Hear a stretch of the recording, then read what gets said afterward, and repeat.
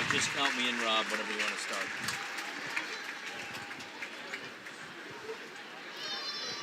And good evening, everybody. From Duncan Park in Hartford, it's Yard Goats baseball. It's the Yard Goats and the Portland Sea Dogs, the Rockies and Red Sox affiliates here in Hartford. A beautiful night for baseball. Temperature 83 degrees, mostly clear skies, and the Yard Goats and the Sea Dogs set to battle once again.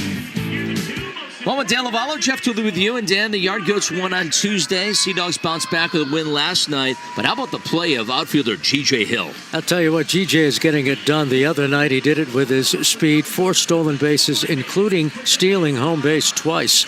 But then you look at his defense, and last night, Jeff, he turned in one of the top 10 catches you'll ever see on any baseball field. Watch this catch by G.J. Hill. What a play by Hill, diving across the outfield like Superman. Head first dive, and he got it. And he'll do that. He has so many different ways to affect a game. Let's take a look at the starting lineup for the Sea Dogs, presented by the Hartford. Abram Liendo playing for the first time this week. He's done well against the Yard Goats this season. This lineup for the Red Sox affiliate, Dan, up against 24-year-old Jake Brooks. And Brooks is making his 15th start of the season among the league leaders in several categories, including innings pitched. Look at that. 73 to third innings pitched. And he doesn't walk that many. He's got a whip of 1.20, making his 6th start of the year against the Sea Dogs. And today's umpires, as assigned by minor league baseball. William Pasco's got the balls and strikes tonight. Tyler Hubbeck is the crew chief. He is at first base, and that's a look at Ian Durkin, who will make decisions at third. Goats 1-1 in the second half, as are the Sea Dogs. Hartford is 10 games above 500 overall, 40 wins and 30 losses. We get set for Yard Goats baseball on this Wednesday nights. The Goats and the Sea Dogs, and boy, these two teams have met a ton, Dan. This is the 21st of 24 meetings between these two rivals. And each team has won 10 games. That's how close this series has been. No doubt. Well, the Red Sox top prospect is the shortstop Franklin Arias, and he'll lead things off for the third straight game for the Sea Dogs. Jake Brooks working with Cole Messina, who's got the gear on behind the plate. And the first pitch from Brooks misses outside. We are underway, and welcome you to sit back, relax, and enjoy Yard Goats baseball coming to you from the capital city. There's a strike, and the count evens 1 ball, 1 strike. If you're talking about a league MVP, certainly Franklin Arias' name would be in the conversation. Leads the league in batting. Second in OPS. Among the best in home runs with 14, RBIs with 38. He's done a really good job to check that box, Dan, in the first half. He's had 4 straight multi-hit games dating back to the last series against Somerset. And he's had 2 straight multi-hit games here. A lot of talent, just 20 years old. As he looks at a strike, and the count evens 2 balls, 2 strikes. Jeffy already has 5 hits in the series, 5 for 10. Meanwhile, Jake Brooks looking for a second win. This is his 6th game against Portland. Most of the games he has pitched have been against the Dogs. So no secrets at this point as we play here in late June. That just misses. Heater at 95. That's a good take by Arias, and it fills now 3-2. Jake leads the team in innings pitched, leads the league in innings pitched, 4th in the league in whip and 12th in earned run average at .417. Pitch is swung out, a little flare towards the third baseman, and Jose Torres brings it in for the out. That's out number 1. Now that's a nice out after falling behind 3-2 to come back and get a tough batter. Tonight's keys to the game are presented by Northeast Door and Security. And Dan, one of the things that Hartford needs to do to get back in the win column. Well, hit the reset button. Totally forget last night's game, but learn from it. Better defense. Yard Goats committed 3 errors last night. Lower the pitch count. Hartford pitching through 206 pitches last night. You can't have that high of a pitch count, and your arms will fall off. That's right. Miguel Blaze fouls the first one off for strike 1. You'll be asking Jeff Dooley to pitch. You don't want to do that. And you're in trouble. Blaze, 22 years old, out of the Dominican. 1 for 5 this season against Brooks. Swings here and skies one towards center field, but playable for Braylon Wimmer. Drops back a couple of steps. Now comes into, lines it up, makes the catch with a glove in the left hand. And puts away Miguel Blaze for out number 2. And there's Wimmer in position. Played the first game of this series. And now he is playing the third game. Part of that Yard Goats defense, Jeff. That's right. Yard Goats defense tonight. With Cole Messina behind the plates. There's a look, Dan. Yard Goats have a .976 fielding percentage. That's tied for 8th in the league. They have committed 62 errors on the season. As the DH Nate Baez takes strike 1. Baez, the number 15 prospect, 2 for 15 against Brooks this season. Swings and misses here and falls behind 0-2. Jake last worked on Friday at Reading, went 7 innings, but did give up 4 runs in a 4-2 loss. His only win, May 21st on the road at New Hampshire. But he's done a good job when he pitches. Generally, the Yard Goats are in the games. There's a liner towards right, but right at G. The design for the HVR jersey is inspired from the national flag colors of Bhutan. The saffron represents the monastic division. The yellow represents the monarch. And the dragon is a white dragon, a peaceful dragon. I think probably the coolest feature, though, is the druk, which is the dragon and is the national symbol of Bhutan. Really happy to integrate that in the jerseys. I think they came out really nice.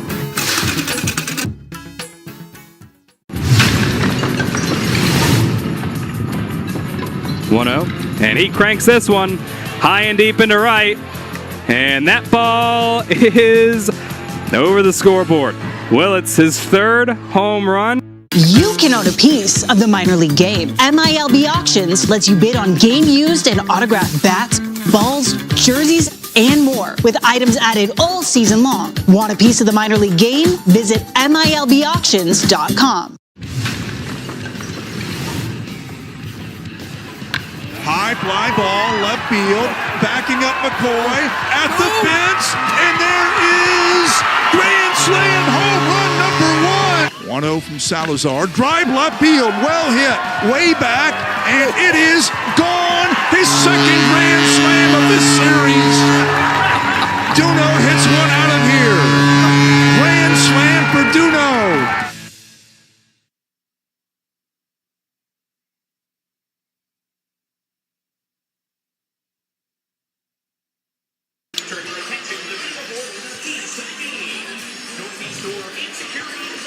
Yard Goats starting lineup tonight is presented by the Hartford. Look at the 9-run out there from manager Robbie Kinsell, and Brian Bedcourt hitting .368, 17 games against the Portland Sea Dogs. Dan, he and his teammates up against Gage Zeal. And they're facing Zeal for the 4th time this year. He throws a number of pitches: fastball, cutter, sinker, curve. Also has a changeup. Watch out for Zeal. G.J. Hill in the top spot in the lineup, runs up to bunt, pushes into the third baseline. This could be trouble, and it's a base hit. All that Abram Leendo could do is field it in fair territory, and Hill, Dan, with a bunt single to get this first inning going for the good guys. I am not surprised. When I filled out the lineup card tonight, I said to myself, G.J. Hill is batting leadoff. It would not surprise me if he tries to bunt his way on in that first at-bat. That's just what he did, and he didn't bunt his way on just to stop at first base. He'll be running here at some point. He had 4 stolen bases in the game on Tuesday as part of the Goats' 9. Second time they've stolen 9 bases against the Sea Dogs this season. Hartford will run. They ranked 4th in the league in stolen bases with 108. Brooks Brand at first base, holding Hill. Rock Riggio, the batter, he runs up to bunt, takes low for a ball. You think the Goats are playing for their early lead here, Dan? What not be a bad idea. We all know what any team really does. A team that scores first usually goes on to win. The Yard Goats this year are 26-10 when they score first. This one hit off the bat and skims foul, and it's 1 ball, 1 strike. They're 1-0 in the second half. Zeal making his team-leading 12th start. He has given up 2 or fewer runs in 8 of 11 games this season, including his last 5. Overall, 3 wins, 2 losses, and a 4.56 earned run average. Runner breaking for second, kind of a delayed steal by Hill, and Riggio fouls it straight back, and it's 1-2. In case you missed it, the Yard Goats in the first game of this series tied a franchise record with 9 stolen bases, and Hill had 4 of those steals.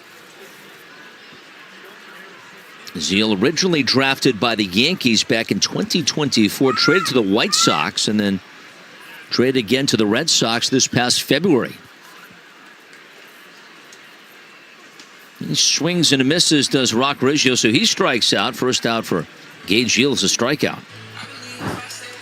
Well, Zeal, he will strike him out. I mean, he averages better than a strikeout an inning. That was a fastball. He now has struck out 62 batters in 53 2/3 innings pitched. And that was the four-seamer. Daniel throw the fastball. The cutter also has a sinker. And his breaking pitch is curveball, sweeper, changeup. As Andy Perez, the shortstop, climbs in. Swings here and grounds one a second. Could be 2. Alcantara to second for 1. Back to first, and a good throw from Arias. More than 30% of players are Latino. And as you think about that, you have to fit it into the culture of baseball. One thing that I've always really enjoyed about the Copa program is the players love it. We've had everything from live bands to salsa dancing in the concourse before the game. For us, that meant bringing in a car show. It really goes with the fun of baseball.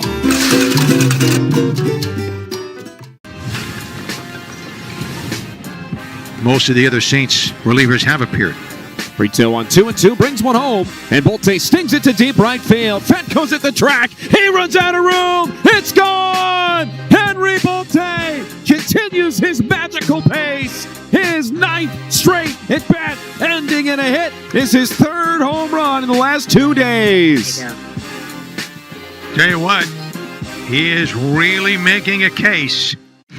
I'm Jonathan Mayer, and for more than 20 years, I've traced the path of baseball's rising stars, navigating the back roads of the national pastime and basking in the glow of small-town America's spirit, where the team is woven into the fabric of everyday life, where it's more than just a game.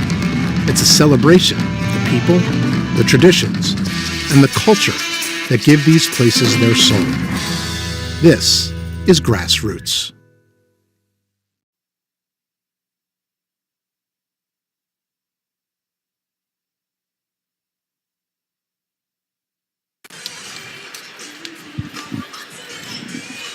A lot of hot dog helmets tonight, and a hot dog giveaway, a shirt for the kids, Dan. That was a pretty cool giveaway coming in. It is a cool giveaway, and take a look at those shirts, and boy, that's a great combination, the shirts and the hot dog hat. No doubt.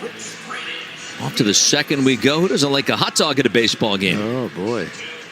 You know, it's summertime when it's baseball and hot dogs. You're not kidding. Brooks Brennan, Johanfran Garcia, Marvin Alcantara, the 3 scheduled for the Sea Dogs up against Jake Brooks, who spun a 1-2-3 first inning. Did so in 11 pitches. And strike 1 to Brooks Brennan.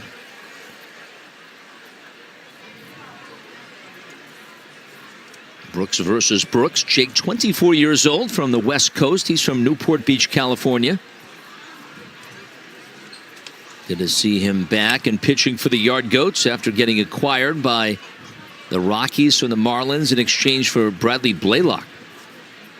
He was the opening night starter for the Goats April 2nd against Bowie. The Chesapeake Bay Sox, as they're now called. 2 balls and a strike. Originally Miami's 11th round pick in 2023 out of UCLA.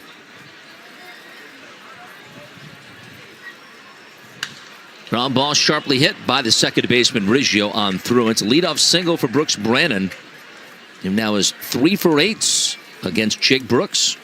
That pitch was the lower portion of the zone, and Brennan went with it to the opposite field. This is a tough Portland team. In the month of June, they're arguably the best hitting team in the Eastern League. Now it's the catcher Johanfran Garcia, who had a rough night behind the plate on Tuesday. Although I think a lot of the stolen bases were off the pitching. But the Goats stole 9. That's had a franchise mark. He swings away and hits one by the diving shortstop Perez out in the left field for a single. Garcia gets Brand to second base, and a couple of nice swings for the Dogs against Jake Brooks.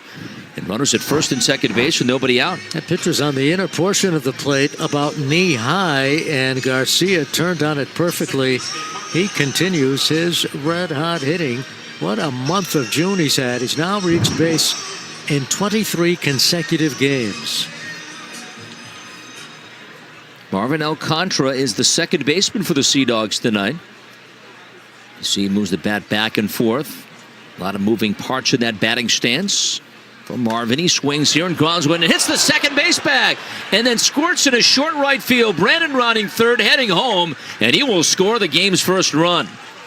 Alcantara hit a bullet and actually hits off the second base bag, ricocheting into short right field. It's an RBI single, 27th RBI for Alcantara, and Portland begins with the lead. That ball was off the bat at 106 miles per hour as Brandon tears around third, discards the helmet, and brings home run number one. And there's a happy Alcantara, who's had a fine start to this series. 3 straight hits, so run in. Now the right fielder, Nellie Taylor. All those pitches have come off sinkers. All those hits, I should say, have come off sinkers. Taylor tracks low for ball one. And Jeff, keep an eye on Alcantara. He might be running here. He does have some speed. 14 stolen base, 14 double, I should say, in the season. He's held at first base by Aiden Longwell. Across the dominant third stands Garcia. That one is shoved foul, out of play. 1 ball, 1 strike. Taylor 2 for 6 this week. He entered the season as the Red Sox number 14 prospects, according to Baseball America, number 21 on the MLB.com list.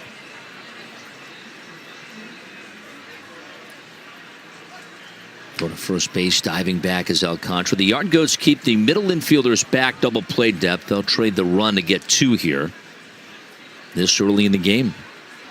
It's Perez at shortstop and Riggio at second. A couple of feet behind the third base bag off the line stands Jose Torres. There's a fly ball hit well towards center. Wimmer heading back, still going back, has a beat on it, and he makes the catch. Garcia will tag and easily score. And it's 2-0 and a sac fly from Nellie Taylor. That was another sinker up in the zone, and I'll tell you what, those Sea Dogs are up there and they are swinging. They have attacked that sinker, which is really a 2-seam fastball. They have attacked it very well here in this second inning to jump out to the 2-0 lead. Now Caden Rose.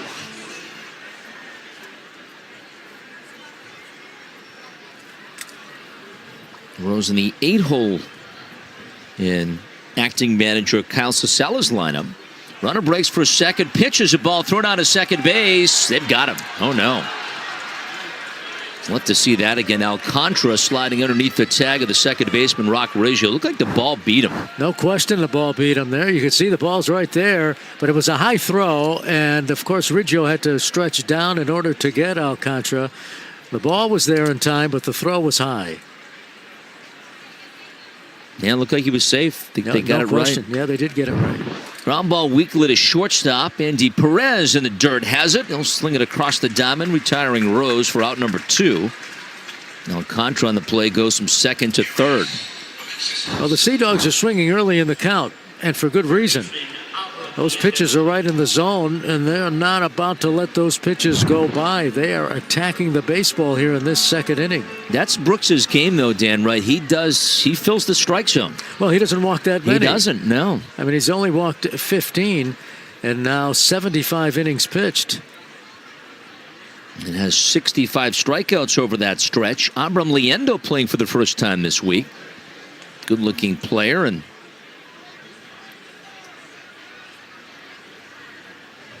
the Sea Dogs' everyday third baseman.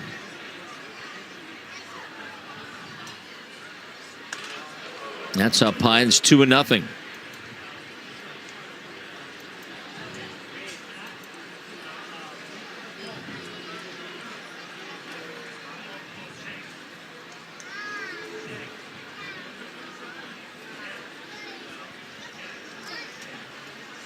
That's a chopped foul at home plate. 2 balls, 1 strike. You know, the other thing, and we mentioned it at the top, and the Sea Dogs have been very aggressive in the second inning. This is the 6th time they're facing Brooks this year. That's a lot of times.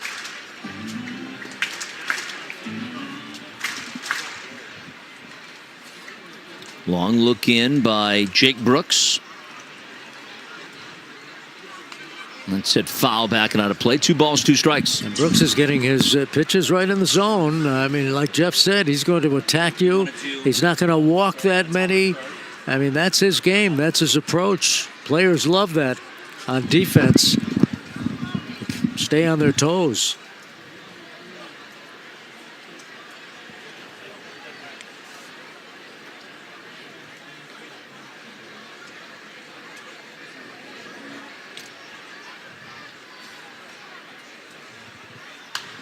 The liner towards left. This could be trouble. Antico can't get it. It's off the fence.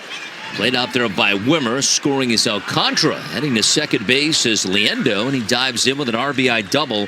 And the Sea Dogs have built a 3-0 lead. Well, Liendo makes a habit out of hitting Hartford pitching. But watch this play by Wimmer. How he barehands the carom. Watch this. Boom. Barehands the carom and makes a throw to second base. A much closer play than you would think. That was just a terrific play by Wimmer. It does result in an RBI double for Liendo, but Wimmer made it closer than you would expect. So 3 in and Cole Messina out to visit with Jake Brooks, who spun a 1-2-3 first inning. That was a slider that hung over the inner portion of the plate. And they're turning on his pitches. They're turning on his fastball. They're turning on his slider. The pitches are from the middle of the plate in, but you're seeing excellent bat speed by the Sea Dogs, and now he's got to contend with the hottest hitter in Arias.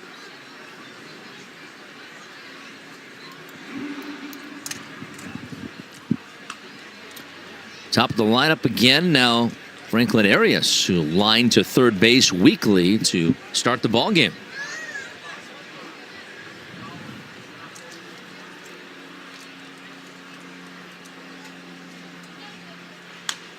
There's a pop-up, third base side. Torres coming over, but going to go back into the seats. Jeff, the Sea Dogs did this last night. They put together some big innings. One inning they batted 10. Another inning they batted 8. And right now Arias is the 7th batter in this inning for the Dogs.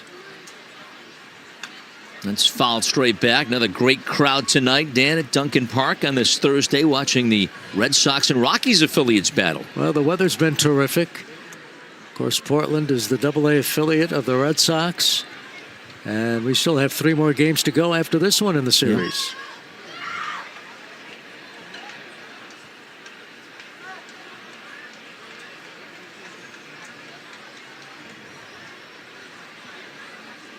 Time is called as Brooks goes off the backside of the mound. Brooks set to throw his 31st pitch tonight. And it's a 1-2 to Franklin Arias. There's a pop-up that should end the inning. G.J. Hill in right field waving his arms. He's there to make the catch. A sartorial issue here. There's the team name, Chicago Cubs, so it does work. It's got the right color. Yeah, it's gray. Maybe there was something went wrong with his other one. 1-1 to Marte in the air, right to the guy we just showed you.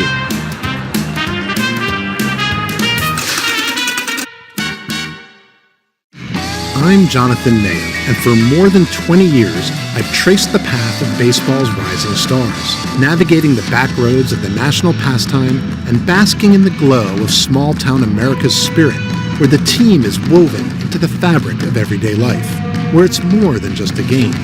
It's a celebration of the people, the traditions, and the culture that give these places their soul. This is Grassroots.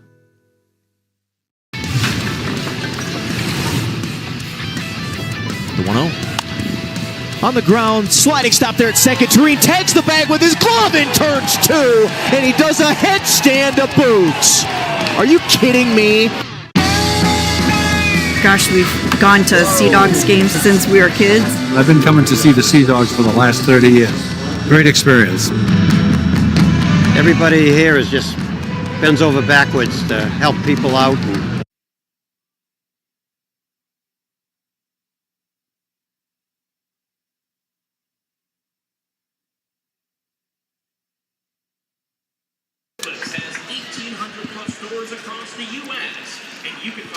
Yard Goats baseball tonight from Duncan Park. The Yard Goats already have some work to do, down 3-0 as we move along to the second inning. Gage Zell got help from a double play to erase a leadoff bunt single the first inning by G.J. Hill.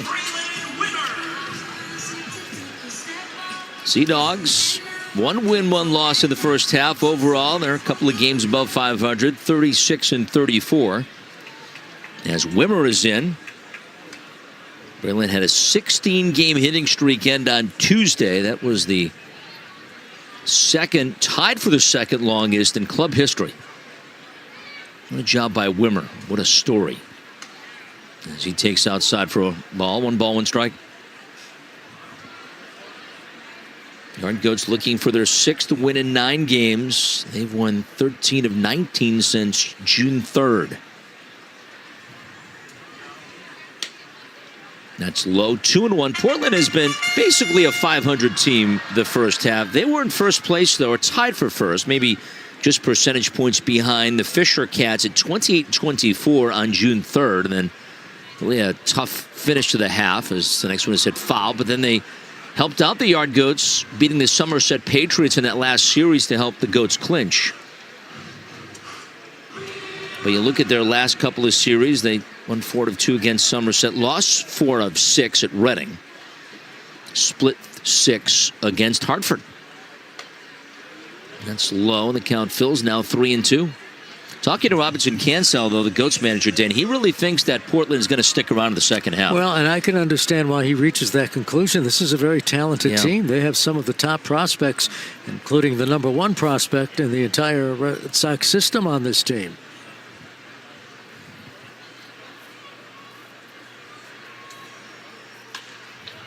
And sent foul for a space side towards the Hartford upper deck, and souvenir for a fan. Someone's got the hot dog jersey. It's going to go home with the baseball. I don't know. Is there going to be enough mustard to cover that fan now that he made that catch? Yeah, someone's got it. There's the kid's jersey.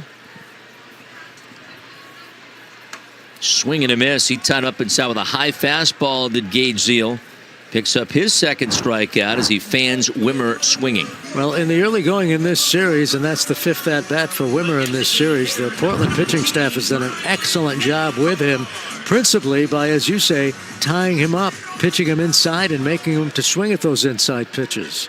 There's Bryant's Betancourt, who's hit Portland well, a .328 clip, 14 RBIs. He takes the pitch, in for a strike. Bryant's had the night off last night. Bryant's from Valencia, Venezuela. Moment of silence stand for the great folks of Venezuela before the Yard Goats game. Real nice gesture. That is outside for a ball. 1 ball, 1 strike. Yeah, our hearts go out to the people of Venezuela. The country's been devastated by 2 earthquakes overnight. Better than 7 on the Richter scale.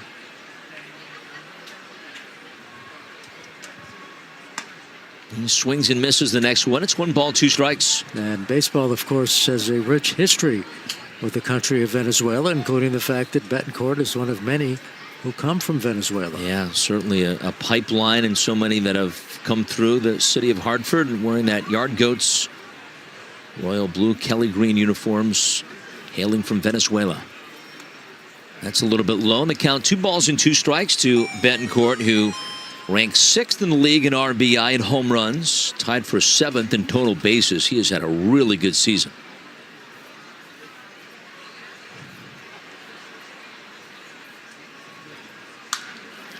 Hits one out to short, fielded by Arias. On to first with a throw. In time to get Betancourt for 2 out.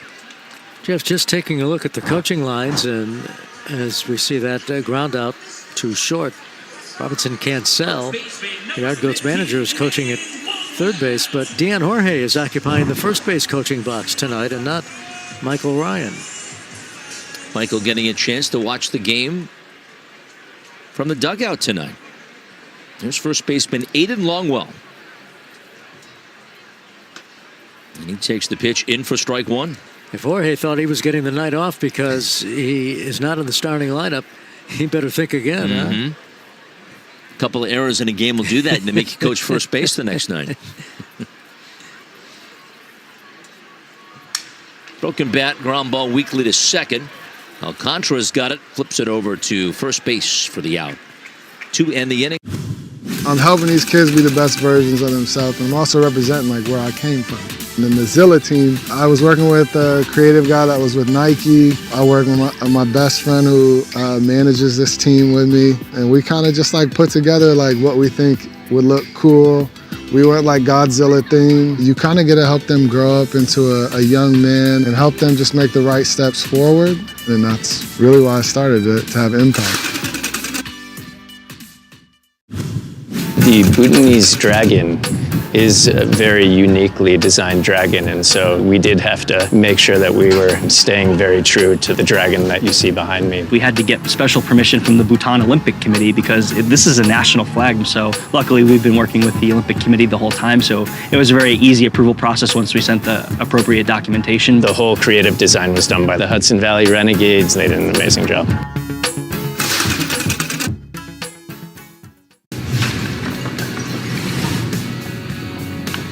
Driven in the air to right, back Turley at the track, see ya! High in the air to center, Gadez back at the track, off the wall.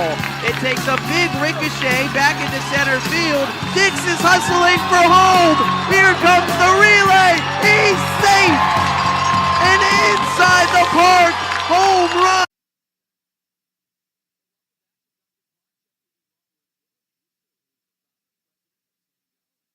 Well, Roland, good to have you with us at Duncan Park today. Thank you. It's great to be here. Well, tell us a little bit about Tango and what you guys do. Sure. Tango was started to really bring together socially conscious businesses and nonprofits for the mutual benefit of both. So our real mission is to help nonprofits be better simply at business fundamentals. They're all really good at mission delivery. We help them be better at business. And when you think about a nonprofit, it's a business. And we help them with resources, education, and mission support. We move along to the visiting portion of the third inning. Jake Brooks back to pitch. Miguel Blaze takes the first one, a little bit high for ball one. Sea-Daw's getting 3 runs in the second to take a 3-0 lead.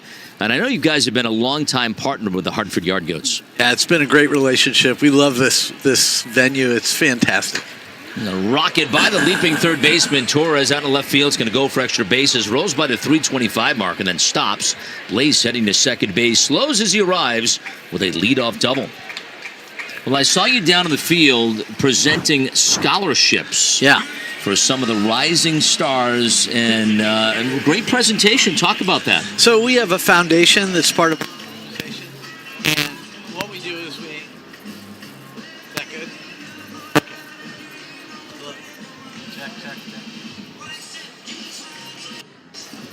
Yeah, okay. We have a foundation that's part of Tango, and what we do is we have our nonprofit.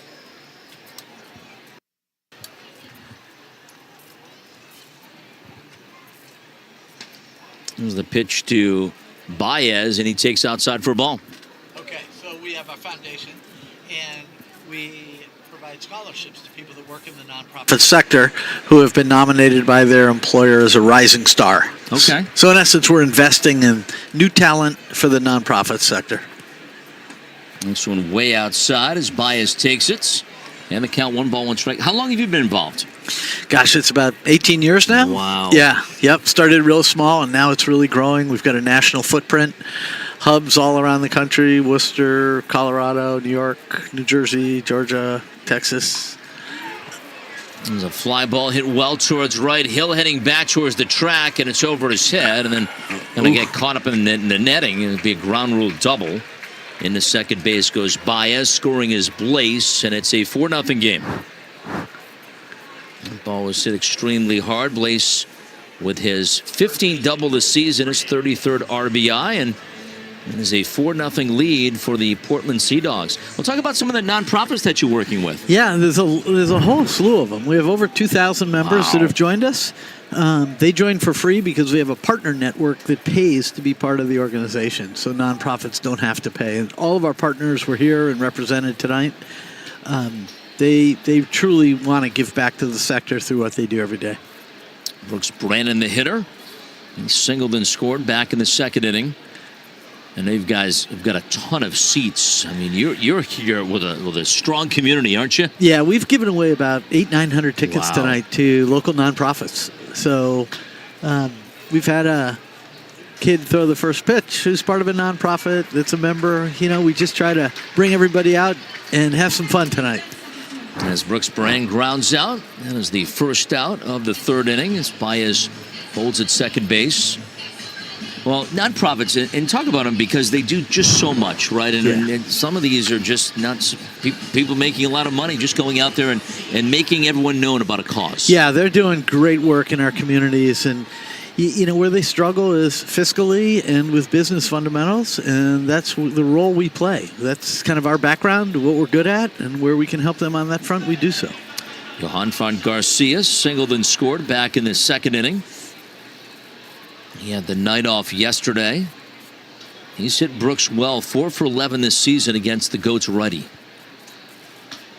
Big swing and a miss. And the count, no balls and 2 strikes. Well, you guys got a great night to come out to the boat tonight, didn't you? Spectacular. It's just, this is my favorite thing Tango does. And I want to give a shout out to Rob Bloomstone. He's right here on my shoulder. He's the operations and marketing guy that puts a lot of this stuff together. He's a rock star for Tango. And that's great. Does some great work. Well, it's great having you here. We do really appreciate the partnership. Next one a little bit low, and the count goes to 1 ball, 2 strikes. If folks want to get involved, or, you know, what's the best way that they can reach out? Probably the best way is to check out our website. Okay. TangoAlliance.org. And everything is right there. The whole venue of what we do and all that stuff, how to sign up. And we welcome your membership. And the bigger we get, the more we can do to support the sector. That one is fouled straight back to the screen, and the count goes to 1 ball, 2 strikes. This is a very special venue. My old man played ball for the Red Sox, minor leagues. Is that right? And the only way I can get on a baseball field is by doing something like I did tonight and honor nonprofits. That's great. I didn't have the arm or the hitting talents. Wow. That's pretty cool, though. Was it before you were around? Or yeah, it was before I was born. Yep. But I grew up in a baseball family. That's and wonderful. Love the sport. It's great. Now, where do you play with the Red Sox organization? He played back with the Colonels, and so in Massachusetts.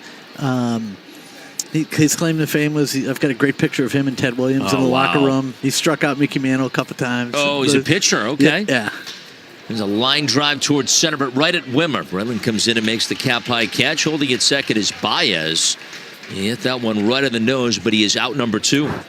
But he hurt his arm, and, you know, that was it. You were done. They threw you until you couldn't. Right. And now they have all these surgeries. They can basically fix anything, right? Yeah, exactly. Right. Well, that's great. Always fun having you guys out at the ballpark, and I'm sure you're always looking for new members, new volunteers. Yeah, we are. We again, if you're a nonprofit, join Tango. There's no cost to you. There's no obligation, and tap into our education, our resources, our mission support. There's a lot we are offering to help these nonprofits. Barquisimeto, Venezuela, 27-year-old. Here's the pitch. Lined in the shallow right. In comes Pinckney towards the line. Galloping forward, dives! Makes a spectacular catch! Andrew Pinckney lunging out and making a slip and slide grab near the right field foul line for the first out of the bottom of the second. Historically been unrepresented. Quick conference on the mound. Jerry Sullivan out to talk with Jake Brooks. Now Marvin Alcantara stands in. He swings away and hits a little flare in a short center field. It's going to land for a hit. Baez in to score, and it's now 5-0. Marvin Alcantara, the bloop single, as he drives in his 27th run of the season. And after 3 runs in the second, Portland hasn't stopped. They've added 2 more against Brooks in the third, and it's 5-0 Dogs. Tough start for the Goats, huh? Tough start for sure. Won the first half, got to the postseason with a nice road trip, and then came back on Tuesday, won game one of the second half, and then had one of those games you like to forget last night. It was not a good one. Well, they've had a great season so far. So. Do you make it out to a lot of the games? Occasionally, yeah. I mean, we've got a lot of balls in the air, and but this is the gem of Hartford, in my opinion. Thank you. It's appreciated. It's spectacular. Alcantara at first base being held by Longwell. A 2-out hit by Alcantara made it 5-zip. Now Nelly Taylor once again. He had a sac fly his first at bat. Hacks away and shoves a foul back into the seats for strike one. Yeah, I want to give a shout out to our partner group. They are really the backbone of Tango. So they pay for one thing, so nonprofits don't have to, and they really provide great work. We vet them all very carefully before we let them come in, and they are just fantastic supporters of the sector. It's great that you guys work with so many different organizations. That's outside. 1 ball, 1 strike. Yeah, and it's the word's getting out there. It's really interesting to start to expand beyond. We were born in Connecticut, and expand to Colorado, for instance. It's really refreshing. I've always thought there's a benefit, too, for organizations like yourself, because you get that interaction with so many fans in the ballpark that night. So a chance to meet and greet, and then who knows, hopefully you get more members out of this deal. Yeah, I got a text a little while ago from a guy who said, "Hey, I'm here at the ball game with my family. I looked up at the Jumbotron, and your face is there." Runner breaking his second base. The throw is tardy, then gets away from the shortstop Perez, and up and on his way to third base goes Alcantara. So the stolen base and then an error will be charged. And this has been a tough inning for the Yard Goats in the third. Ball out of the reach will be a throwing miscue on Cole Messina. And there are 2 out for Nelly Taylor. You gave away several scholarships before the game, it seems. Yeah, we gave away 6, actually. Wow. And all of them we're going to collaborate with their employer to help figure out what's best to fund, so they can be trained to be that much more effective in their organization. Kind of grooming that next generation of leaders, if you will. Sure, absolutely. Well, Taylor works the walk. First free pass given up by Brooks, who's still looking for his first strikeout. Runners at the corners now for Caden Rose. Couple of runs in, 5-0 Dogs, and a big swing and a miss by the 8-hole hitter to heater at 94.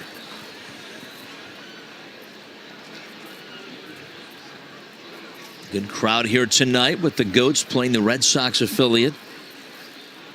They'll be in town all weekend as well, Friday and Saturday night, and then Sunday afternoon. There's a fly ball hit deep down the right field line, fading foul. On a play it goes.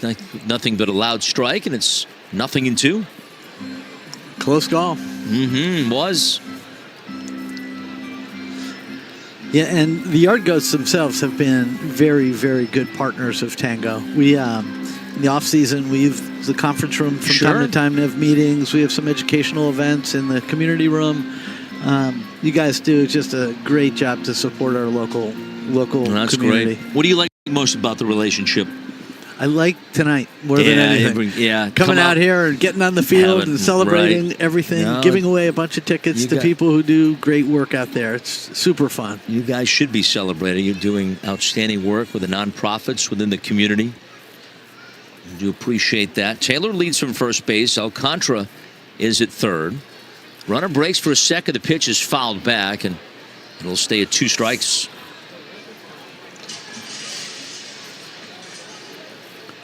So you grew up around baseball with your dad playing. Wow. I was born in Connecticut, and then he was transferred out to Ohio, and I became a Cincinnati Reds fan. Okay.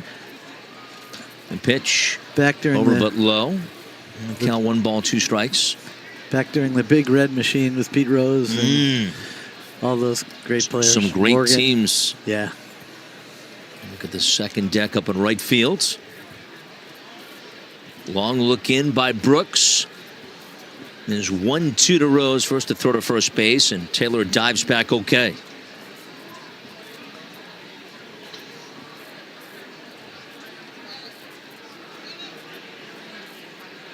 This game 3 between the Goats and the Sea Dogs.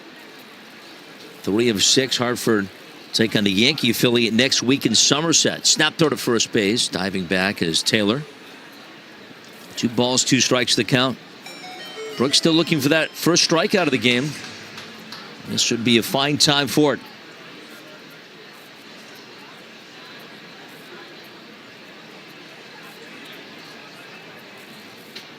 The 2-2. That misses outside. Missed with a slider that time. And the count fills now 3-2. And the pitch count mounting for Brooks, who's at 56 right now.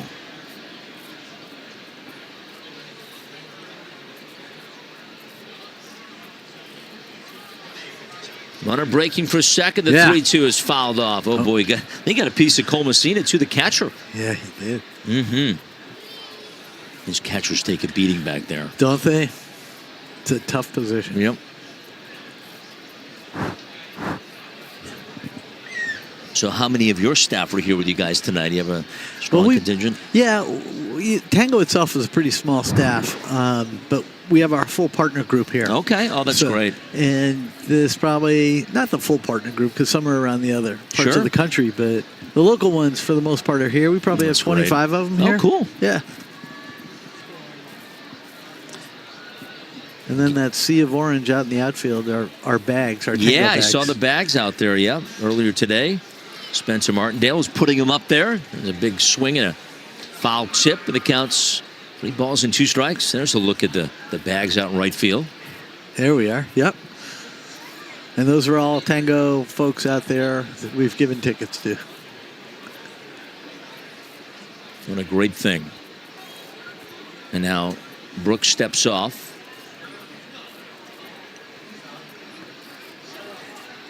Five runs on 7 hits for the Sea Dogs. No runs on 1 hit for the Yard Goats. Runner goes again. The 3-2 is lined towards left center field. That's going to land for a hit. Scoring is Alcantara. Taylor racing around third base. He's heading to the plate. Here comes the throw. It's up the line. Now gets away from Messina. And 2 runs are going to come in. And it's now 7-0. On a big hit by Caden Rose with 2 out. Taylor coming in all the way from first base, but he was often moving on the 3-2. And this has not been the night for Jake Brooks.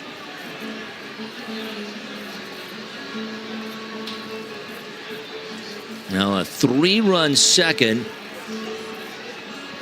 And now a 4-run third. What have you done? Man, oh man. I didn't expect the interview to go this long, right? You want to go watch the game? Yeah, we need it out here. Roland Schuster joining us from Tango, the founder and president. Good to have them at the ballpark. A great partner of the Yard Goats for a long time. Liendo is going to pop one up. And this one bolted deep down the left field line, and that ball is gone. He's the league leader in home runs. He won't get there because it's gone. 2-home run game for Joshua Baez. Deep down the left field line. It's a 3-home run ball game. Admire the shot. It's a 4-homer game for Joshua Baez. The meteoric rise of Joshua Baez. Hank Greenberg helped popularize the first baseman's mitt, holding a massive 13-inch pocketed glove. That was quickly banned, reducing the maximum size to 12 inches. Paul Richards also developed a black hole-sized catcher's mitt. This ginormous thing, measuring 42 inches in circumference, was known as Big Bertha, or the Elephant, for its massive size.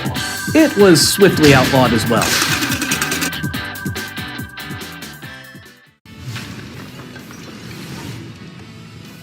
Here's the payoff pitch.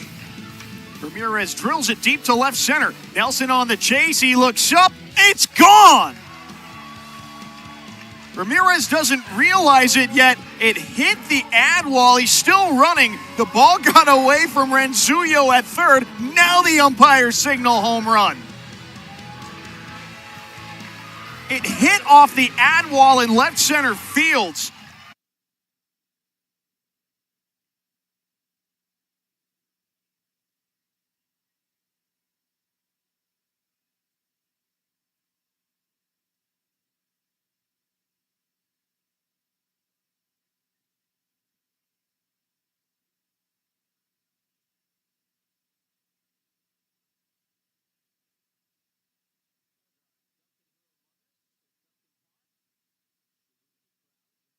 Cavallo. And so far, the Sea Dogs, Dan, have built a 7-0 lead against Jake Brooks and the Yard Goats. Well, I mean, they have their hitting shoes on again tonight. This is a carryover from last night, and they didn't take batting practice tonight. They did take batting practice last night, but I don't know if they need batting practice. Mike Cantico will climb in as he takes the pitch outside for a ball. Gage Zio allowed a leadoff bunt single to G.J. Hill, and then a strikeout, a double play, and he faced the minimum 3 in the first inning, did Zio. There's a strike. Heater at 91 ball, 1 strike, and then he spun a 1-2-3 second, so he has faced the minimum 6 through 3.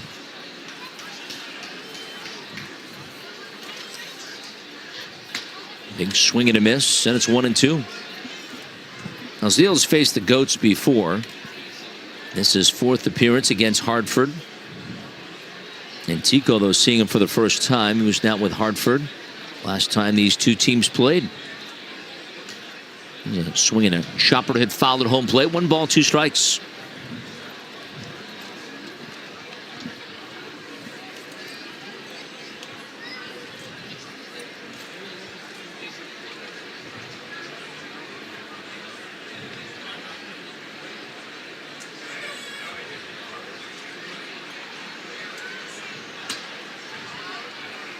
That's up high in the count. 2 balls and 2 strikes.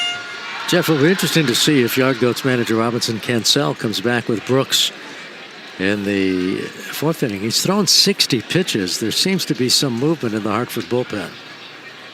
It's fouled off, and the count fills 3-2.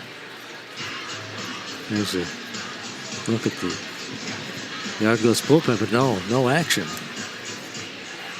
Let's see if he can recover in the 3rd. Problem is, you still got the weekend. If you really get into the bullpen in the 3rd inning, you could be in trouble for. And roster-wise, Dan, the Goats still short. Well, that's a great point. And 60 pitches is not an inordinate amount of pitches. It's averaging 20 pitches an inning. So I would not be surprised if we see Brooks out there in the 4th inning.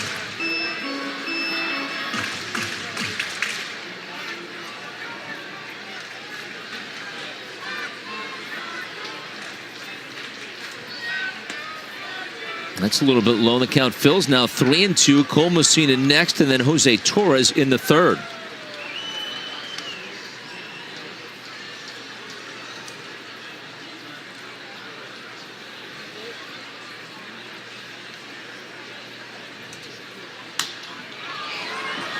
Pop up, back of second. Alcantara drifting back, and he'll make the catch with the right fielder Nelly Taylor just off his left shoulder. There is a bit of a breeze, not that much of a breeze to have an impact on balls hit high in the air, but Alcantara got a pretty good read on it and stuck with it to make the putout. And the catcher, Cole Messina. Zile, his team leading 12th start. He's given up 2 or fewer runs in 8 of his last 11. And so far, nothing against Hartford as he works to the 8-hole hitter, the Hartford catcher. He sends that one back of the seats first base side, strike 1.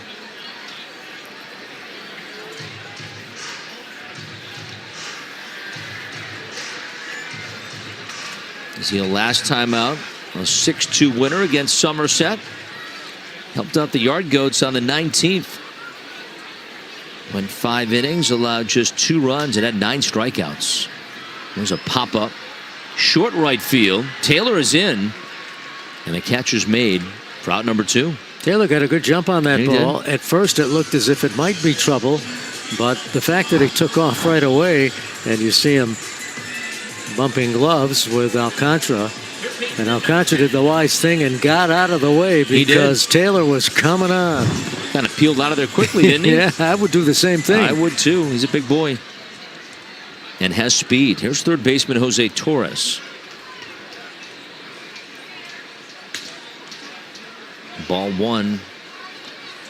Zale starts with a sinker. 7-0 Portland as we play here in the 3rd.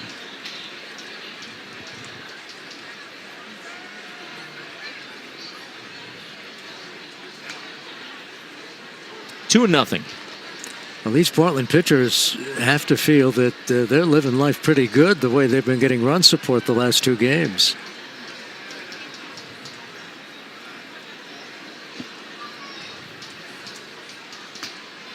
That is low, and it's 2-1. And don't you find it amazing for all the runs Portland has scored really in this series, but the last 2 nights, there's yet to be a home run by either team It's in this amazing. series. Yeah, I was thinking about that today. We had to go look at the box scores again and make sure that was accurate.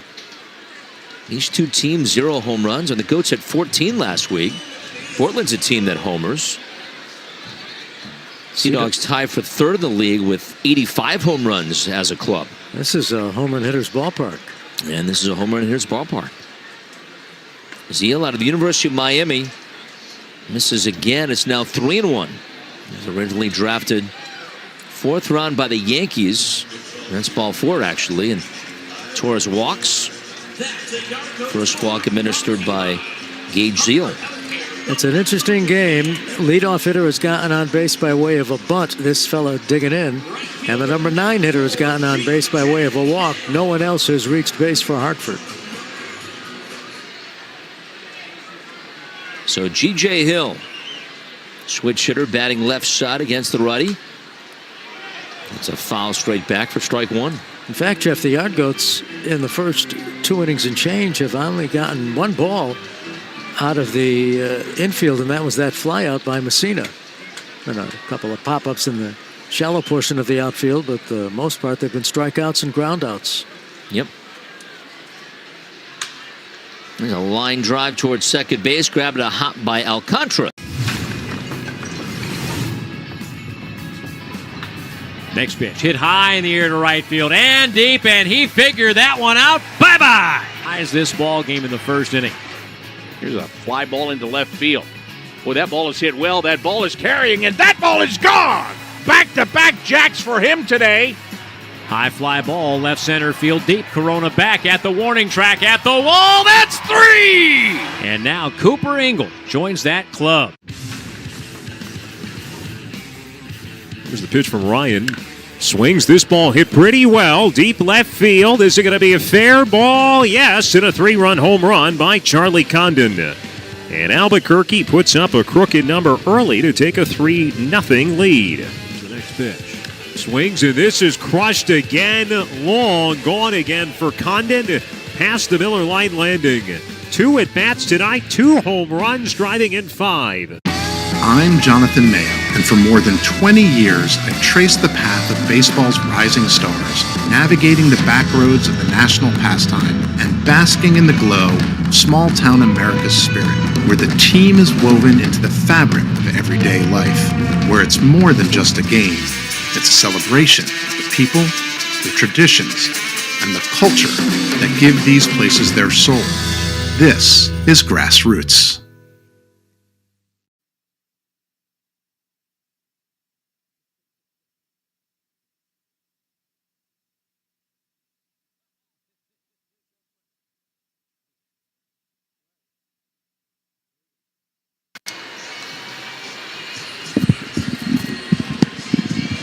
Top of the 4th we go. Yard Goats down 7-0. And here's Dan Lavallo. All right, Jeff, thanks very much. Franklin Arias batting for the 3rd time as we start the 4th inning.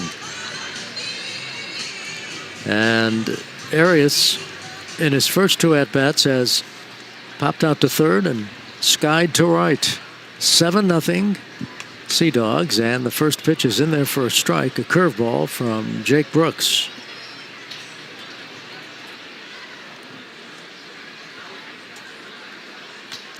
Pitch is fouled back. That was a slider. 0-2 the count on Arias. He was coming off of 4 straight multi-hit games. Had a 3-hit game against Somerset, followed by a 3-hit game against Somerset, followed by a 3-hit game against the Yard Goats on Tuesday night, and 2 hits last night.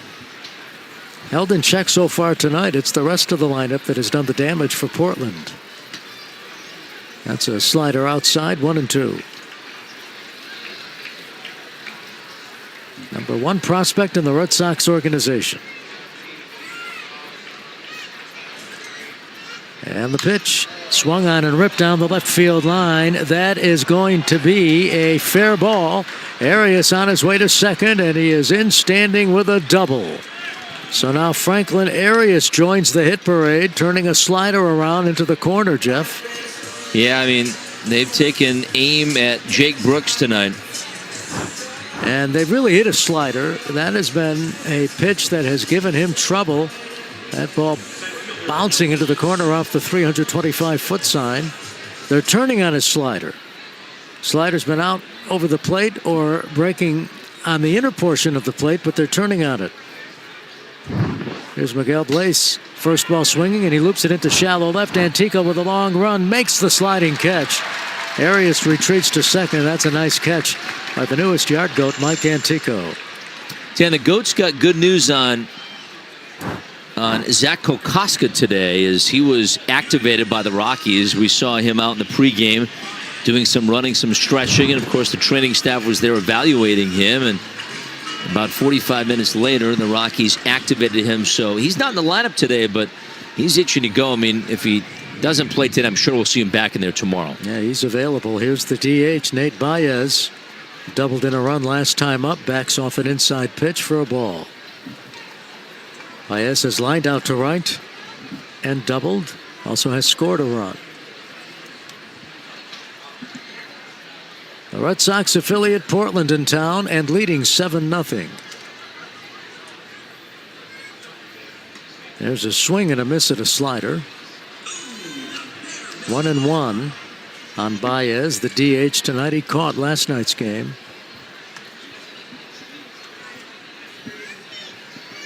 But it seemed Portland has some depth in the catching department as Brooks bluffs to second base. Actually, they have 4 catchers listed on the roster.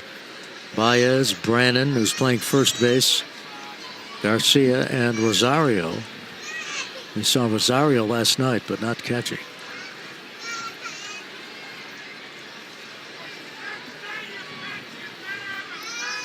Arias leads off second base.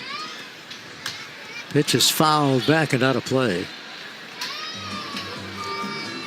Sea Dogs doing a good job of fouling pitches off, running up the pitch count. Brooks retired Portland in order, 1-2-3 in the first. But it's been a slog since then. The Dogs sent 7 to the plate in the second, scored 3 times, sent 8 to the plate in the third, scored 4 times. There's a pop up into shallow center. Riggio says, "I've got it." There are 2 away.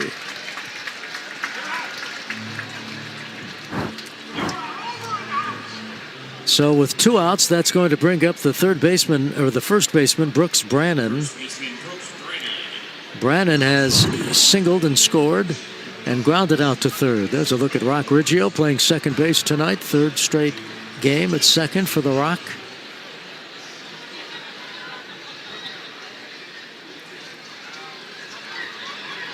Brannon digs in with 2 outs, and Arias, who opened the inning with a double at second base.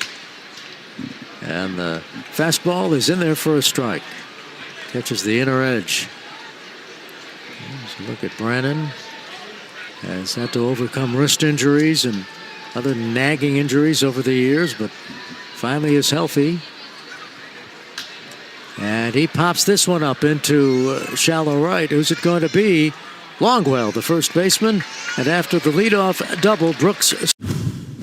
The design for the HVR jersey is inspired from the national flag colors of Bhutan. The saffron represents the monastic division. The yellow represents the monarch. And the dragon is a white dragon, a peaceful dragon. I think probably the coolest feature, though, is the druk, which is the dragon and is the national symbol of Bhutan. Really happy to integrate that in the jerseys. I think they came out really nice.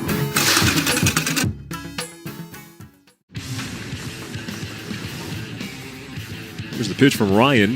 Swings. This ball hit pretty well. Deep left field. Is it going to be a fair ball? Yes, and a 3-run home run by Charlie Condon. And Albuquerque puts up a crooked number early to take a 3-0 lead. Here's the next pitch. Swings, and this is crushed again. Long. Gone again for Condon. Past the Miller Lite landing. 2 at-bats tonight, 2 home runs, driving in 5. Gosh, we've gone to Sea Dogs games since we were kids. I've been coming to see the Sea Dogs for the last 30 years. Great experience. Everybody here is just bends over backwards to help people out and wish the world was like it is right here at the ballpark. We've always wanted to be more than just a baseball team. We want to be strong, active, contributing members of the community. And I think that effort is seen by the people and the fans, and they want to support that effort.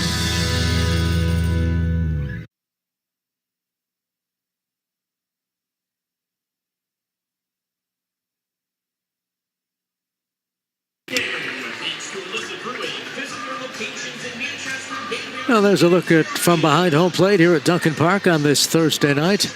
Sun will be setting shortly as the Argoats try to get back into this ball game. They are trailing 7-0. Dan Lavallo along with Jeff Dooley. And Hartford will send Riggio, Perez, and Wimmer, the numbers 2, 3, and 4 batters, to the plate here in this home half of inning number 4 in game 3 of a 6-game set. And Riggio looks at ball 1, a curveball from Gage Zeal into his 4th inning of work. Zeal facing the Argoats for the 4th time this year as a win against them. Pitches outside for a ball, 2-0. The idea is for Portland to get Zeal to produce some innings. There's a swing and a miss at a high fastball. 2-1. Zeal's last start, he did go 5 innings against Somerset and won. In fact, he's won 2 of his last 3 starts. This pitch to second. Alcantara comes up with it and gets Riggio. I'm telling you, for a ground out to second base, that was a challenge. Alcantara dropped it at first, picked it up as Riggio pulled the low pitch, recovered, and his throw to first was wide, and somehow Brandon managed to stretch, and Riggio's out. Now the shortstop, Andy Perez, he grounded into a 4-6-3 double play his first time up. And he goes after the first pitch, a cutter, and fouls it back. 0-1. Perez leads the Eastern League in hits, 2nd in batting average. And that is a humpback liner past the shortstop Arias into left field. That'll be a base hit for Perez. They were playing him to pull. That ball kept carrying away from Arias. Watch it again. He took a pitch on the inner portion of the plate, and Arias could not get his timing down pat. And the Argoats have only their 2nd hit of the ball game. That'll bring up Braylon Wimmer, who struck out swinging his first time up. And the fastball is in there for a strike. 0-1. Braylon Wimmer played the first game on Tuesday night. There's a throw to first wide, and Brandon had to be an acrobat to prevent an error.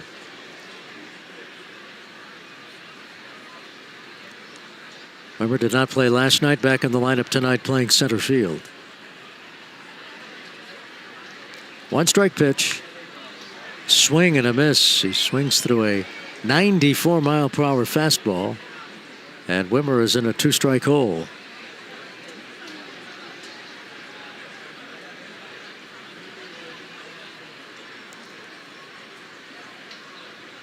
Pitch on the way, low, 1 ball, 2 strikes the count.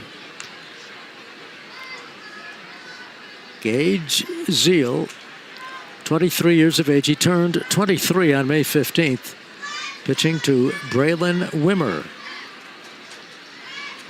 Wimmer's 2nd year in Hartford. Fastball misses upstairs. 2-2. Braylon is 25 years of age. He will turn 26 2 days after Christmas, December 27th. 2-2. Swung on and driven in the air to deep center field. Blaze going back, makes the catch. Perez is going to have to retreat to first base as Wimmer makes solid contact. That ball 103 miles per hour off his bat. It was a slider over the middle of the plate, but Blaze is there. 2 away, and that's going to bring up Bryant Betancourt. Betancourt grounded out to short his first time up. 7-0 Sea Dogs. Throw to first high, and Perez gets back. I don't think Perez is going anywhere. He doesn't steal all that much anyway. And the Yard Goats are down 7-0. They need base runners. Here's the pitch. Swung on and popped up. Shallow left, Arias dropping back. Coming in is the left fielder, but it's Arias, the shortstop, who makes the catch. And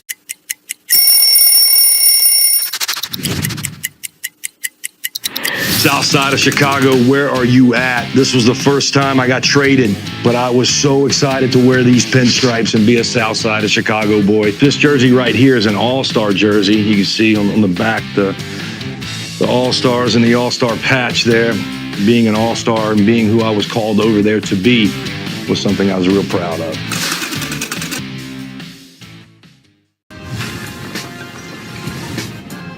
Most of the other Saints relievers have appeared.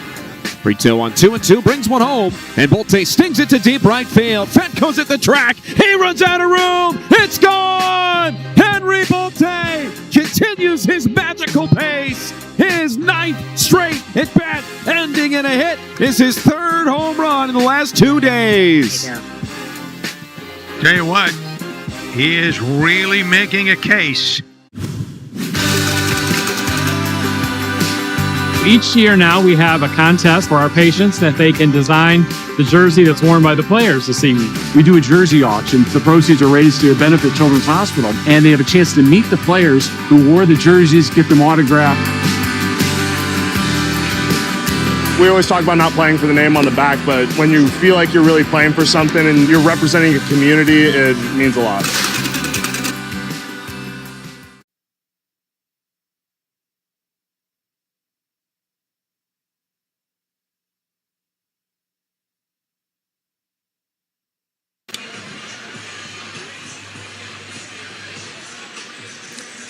You're looking at Jake Brooks, who has thrown 71 pitches through 4 innings tonight. The most pitches he has thrown in a game this year came way back on May the 2nd against the Reading Fightin' Phils. In a game he lost, he threw 92 pitches in 4 innings. His last start against Reading on June 19th went 7 innings. He threw 87 pitches. So Hanfran Garcia leads it off, and he takes the slider upstairs, ball 1. Garcia has singled and lined out to center. One of the hot hitters in this Portland lineup. There's a changeup popped up. Foul territory, third base side. It's going to land in the seats behind the third base dugout. Big crowd on hand tonight, 6,972 to watch the Yard Goats and the Sea Dogs, the Rockies affiliate against the Red Sox affiliate.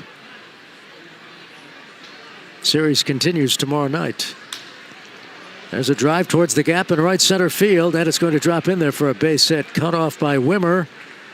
And Garcia continues his hot hitting. He came in with a .308 batting average. He's 2 for 3 tonight, and he is aboard to start inning number 5.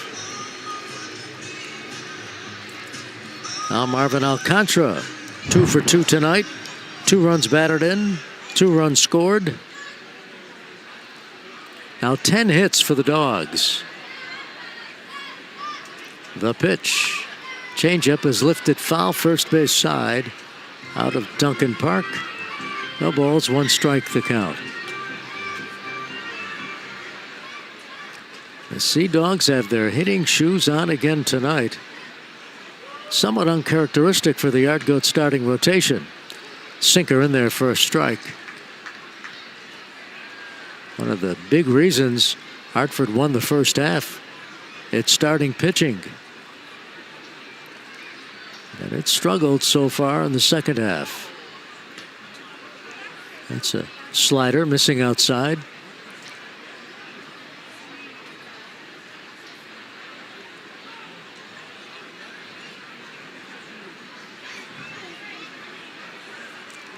Now the pitch. Swung on and drilled towards the gap in right center field. Hill on his horse makes the catch. And retreating to first base is Garcia.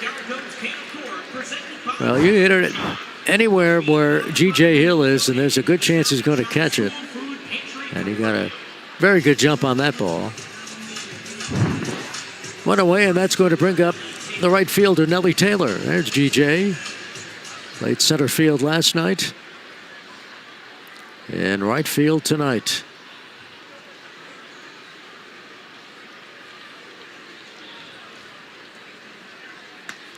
And the changeup on the inner edge, according to TrackMan, but I don't believe the plate umpire, William Pasco, pumped up his right arm. So that's a ball. There's a check swing, but he tipped it into Messina's mitt. That is a strike, 1-1. Hartford infield in double play depth.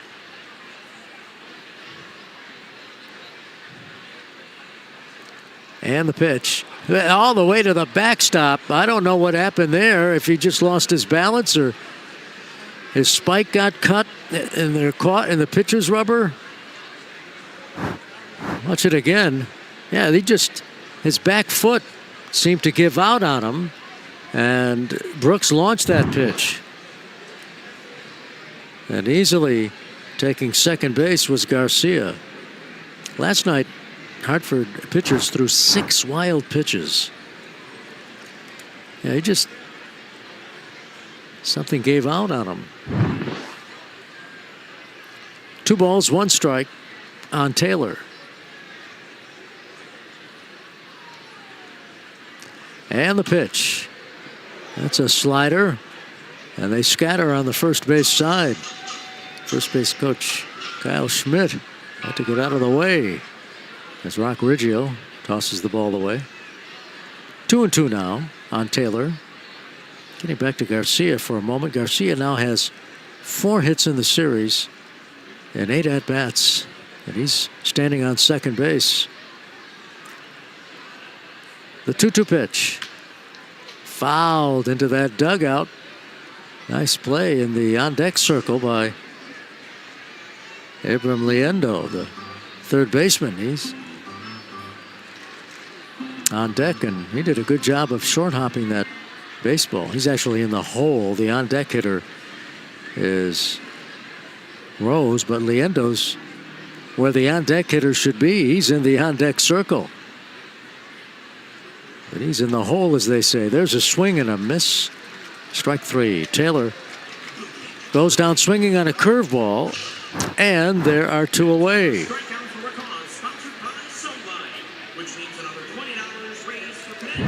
That's going to bring up Caden Rose. Had a big night last night, and he's continuing it tonight. Had a huge 2-run double his last time up. He's also grounded out to short. 7-0 Portland. We are in the top of the 5th inning. 2 outs and a runner at second base. The sinker misses, ball 1. Well, if Yard Goats manager Robinson Cancel can get 1 more out of Brooks, to get 5 innings out of him tonight would be huge. Spare the bullpen. Pitch on the way is lined off the glove of Torres, the third baseman. Everybody's going to be safe. Torres tried to make a backhanded stab and never was able to squeeze the glove. Seemed as if the ball made it into the glove. Let's watch it again. And it was a hop. So it wasn't a liner per se. It was low, but it took a hop before it went into his glove.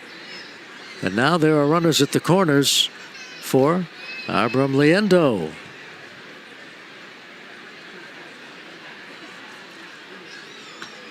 And that pitch is outside, ball 1.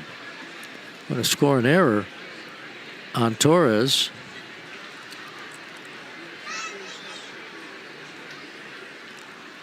That's Hartford's second error. There's a high drive to deep left field. Antico is going back on the track. He reaches up and makes the catch.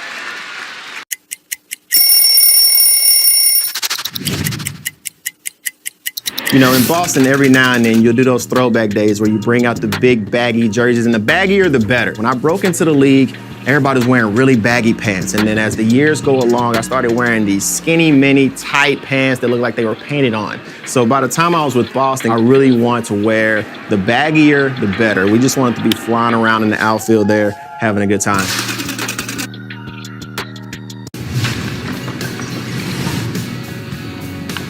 Driven in the air to right, back Turley at the track, see ya! High in the air to center, Gadez back at the track, off the wall. It takes a big ricochet back into center field. Dix is hustling for home. Here comes the relay, he's safe! And inside the park, home run! Polanco rips it on the ground. Diving stop, Ornelas throws to first. Are you serious? The no-hitter stays alive on a diving play by newly minted second baseman Jonathan Ornelas in shallow right. First pitch. He's swinging. Grounded to short. Lombard fields. Flips to second. Gets one. Throw to first is in time. And the Rail Riders toss a combined no-hitter.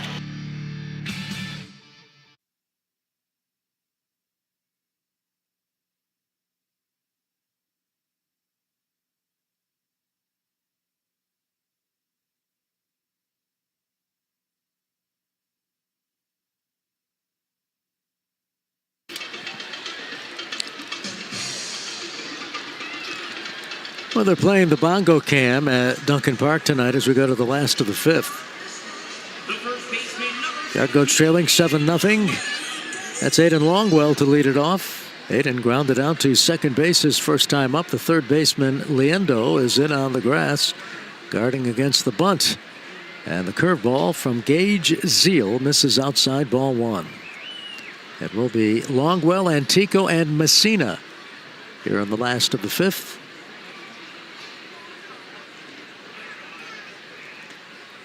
And the breaking ball misses outside, 2-0 the count. That's Zeal, who's pitched very well tonight, going for his second win against Hartford. Ripped foul outside of the first base dugout. Zeal enters with a record of 3-2 as Taylor chases down the baseball. Kid came prepared with his glove. 2-1 on Aiden, who had a very good season in the Northwest League last year. And now is getting it done in the Eastern League. Here's the 2-1 pitch. Swung on and bounced to third. Leendo handles the hop. And there's one away to start the home half of the fifth inning.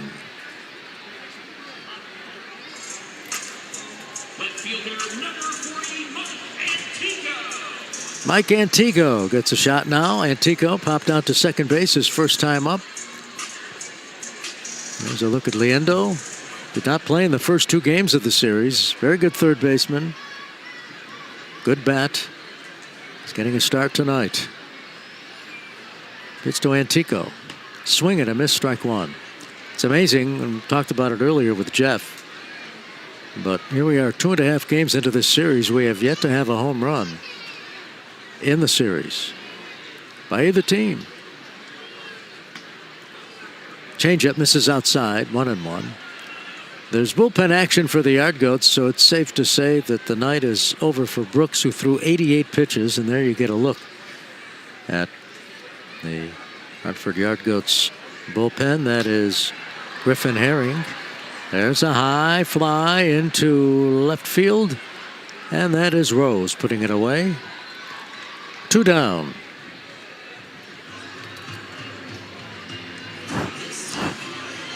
That was a slider, by the way. And Antico went with the pitch to the opposite field, but Rose in position. Cole Messina Sky to right his first time up.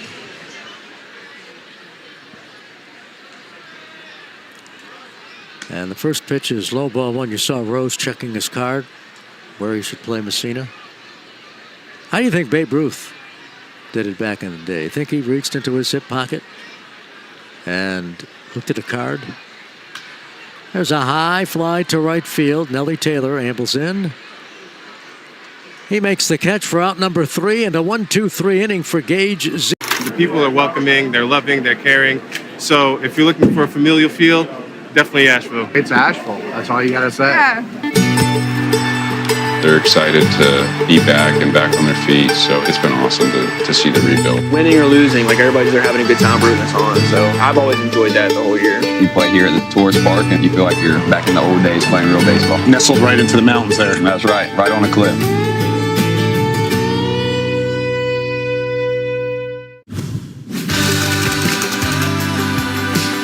Each year now we have a contest for our patients that they can design the jersey that's worn by the players this evening. We do a jersey auction. The proceeds are raised to benefit Children's Hospital, and they have a chance to meet the players who wore the jerseys, get them autographed. We always talk about not playing for the name on the back, but when you feel like you're really playing for something and you're representing a community, it means a lot.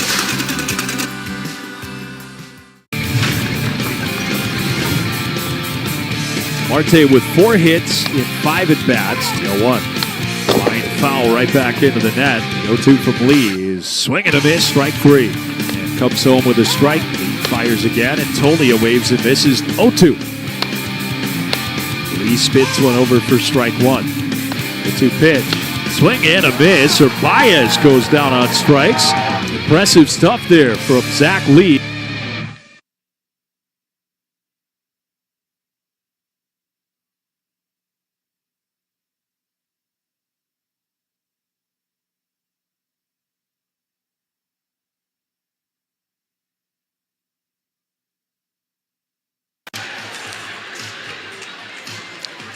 Top of the 6th inning, there's a new pitcher in the ball game for the Hartford Yard Goats, Griffin Herring.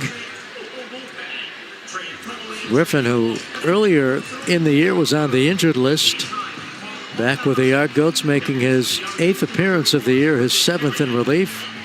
He has a record of 1 win, 1 loss, and an 8.78 earned run average.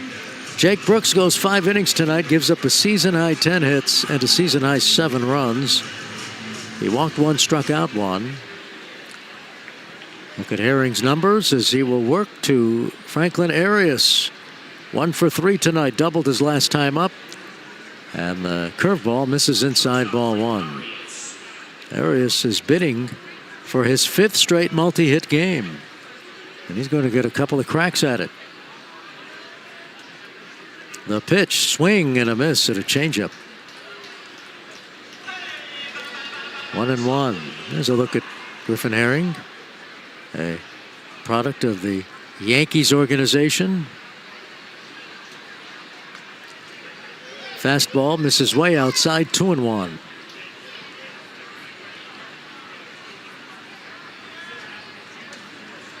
Herring last worked on Sunday against Reading, pitched 2 2/3 scoreless and struck out 7.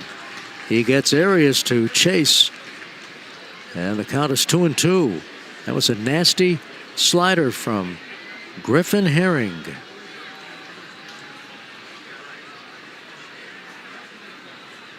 Herring, a native of Texas, 23 years of age, turned 23 on May the 7th.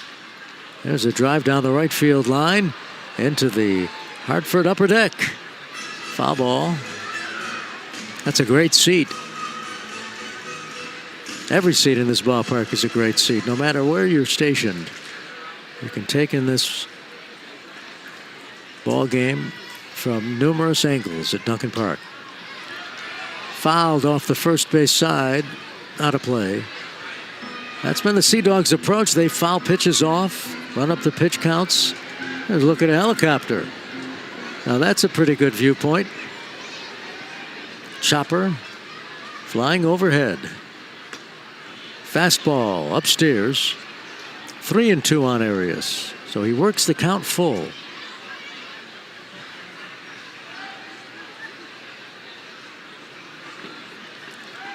Here's the payoff pitch. Curveball, bounced slowly towards short, charged by Perez. He's got to hurry, and he gets his man.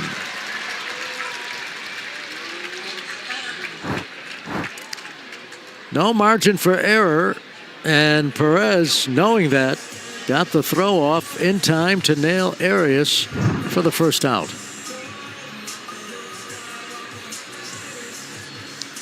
That is only the second time tonight Hartford pitching has retired the leadoff batter. And the fastball is on the outer edge for a strike. Miguel Blaze doesn't believe it. Blaze has sky to center, doubled, fly to left, and scored a run.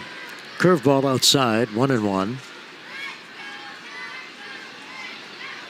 The Rockies organization acquired Griffin Herring from the New York Yankees in exchange for all-star third baseman Ryan McMahon. Pitch is fouled back. That was on July 25th. 11 months to the day today. 11 months to the day. That fellow right there, Griffin Herring, was acquired by the Rockies organization for Ryan McMahon, who's been placed on the injured list by the Yankees. Apparently had a sore throat, viral infection. Pitch misses for a ball. The Yankees said that they don't expect him to stay on beyond the 10-day injured list. Sometimes they'll list a player on the IL for 10 days and he's there for 30 days. But the Yankees don't see it that way. There's a swing and a miss, strike three, as Blaze goes after a high fastball and strikes out. First strikeout for Herring, and there are two away. And we'll bring up the DH, Nate Baez. So Griffin Herring trying to make it with the Rockies. Off to a fast start tonight. 7-0 Dogs. And this pitch is ripped into right field, a base hit. A hanging slider, and cutting it off is Hill. Making the turn at first is Baez, and he is aboard with this second hit. 11 hits now for Portland.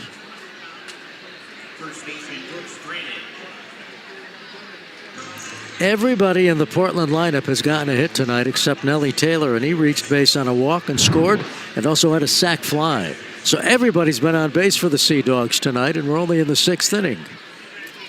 Brooks Brennan has singled, grounded out to third, and popped out to first. And Brennan looks at a slider, strike one.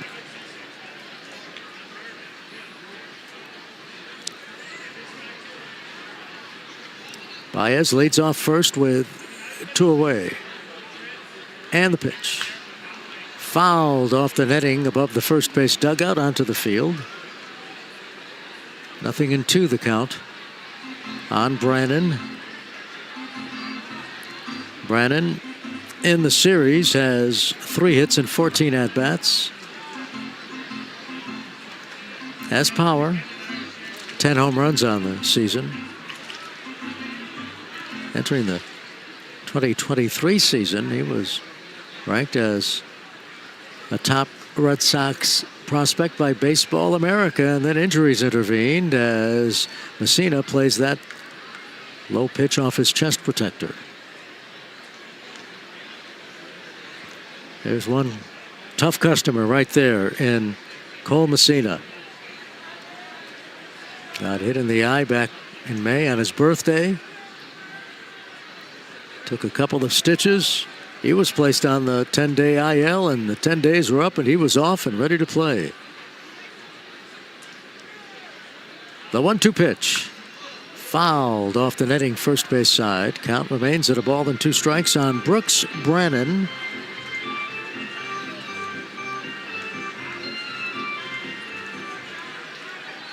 Brannon hails from North Carolina. Eastern League Player of the Week earlier this year. He fouls this one off first base side. So that's what the Dogs are doing there, fouling off pitch after pitch. And look what they've done with Herring. They've already made him throw 19 pitches. There's a look at that Sea Dogs dugout. Everything being charted. You got smart pads, notebooks, computers. It's a different world. 1-2 curve is fouled at the plate, and that gets Messina. Oh, my goodness. And you see Brandon come over. Remember, Brandon is listed as a catcher, even though he's playing first base in this series. And Messina takes that one off the side and crumples. But he's okay. Doji's a tough cookie. After you get hit in the eye, that's nothing.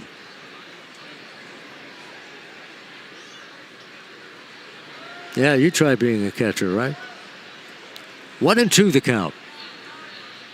Baez takes his lead. With 2 away, Herring delivers. Swing and a miss, strike 3. He gets him to chase a changeup.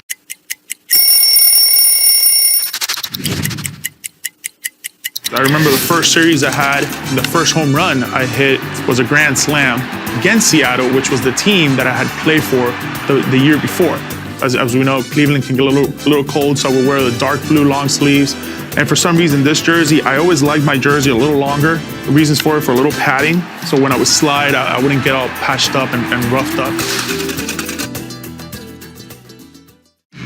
I'm Jonathan Mayo, and for more than 20 years, I've traced the path of baseball's rising stars, navigating the back roads of the national pastime and basking in the glow of small-town America's spirit, where the team is woven into the fabric of everyday life, where it's more than just a game. It's a celebration of the people, the traditions, and the culture that give these places their soul. This is Grassroots.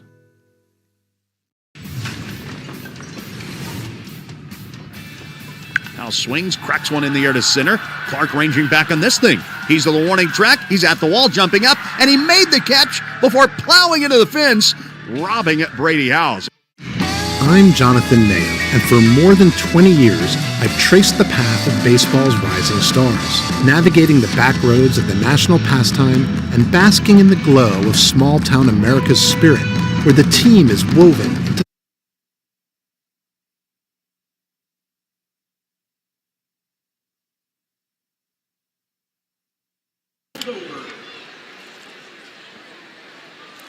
Yard Goats Baseball is presented by Mike's Amazing Mayonnaise and Mustard. When it's on, it's on. Find Mike's Amazing here at Duncan Park and on sale today at your local market. To learn more, visit Mike'sAmazingFoods.com. Last of the sixth, Jose Torres leads it off. He walked in his first plate appearance. And the first pitch out of Garcia's mitt. And he got hit. Did Torres. So Torres got hit, and then it deflected away from Garcia. So the Yard Goats get a base runner. Torres has been on base twice tonight. A walk and a hit batsman. And only now are we starting the third time through the order as Dion Jorge is coaching first base tonight. And Torres leads off first. G.J. Hill reached on a bunt single and grounded out to second base. 7-0 Portland. And Hill rips this one into right field. Taylor makes the catch, unleashes a throw to first, but scrambling back is Torres. Hill hit it right on the button. And Taylor made a nice catch. And then in one motion gets the throw off, but Torres makes it to first base. Rock Riggio will bat.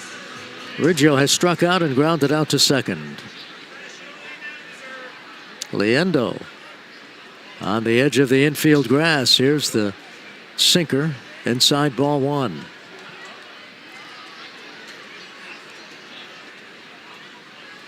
The last time Zeal went 6 innings in an outing was against the Hartford Yard Goats, the game he beat the Yard Goats. Swing and a miss at a fastball. 1-1. That was on June the 7th in Portland. He beat Hartford 3-1, went 6 innings, allowed a run on 5 hits, struck out 8. He's doing better tonight as far as runs are concerned, not striking out as many tonight. He has struck out 2, but that's why his pitch count is at 63. He has not thrown many pitches. When your pitch count is at 63 and you're 1 out in the 6th inning, you're pitching a a nice ball game. There's a foul down the first base side. Jorge has to jump back as Taylor retrieves the baseball.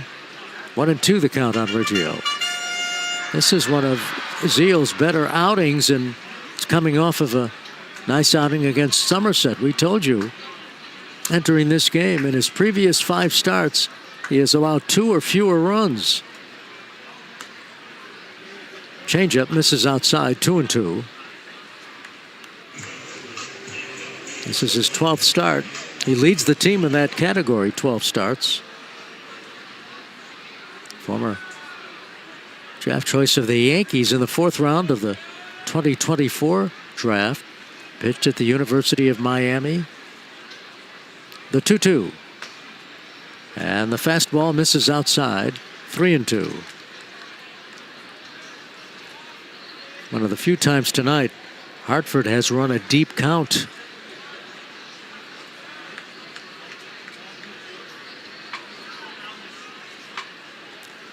Payoff pitch on the way. Changeup is fouled back. These two teams back at it again tomorrow night.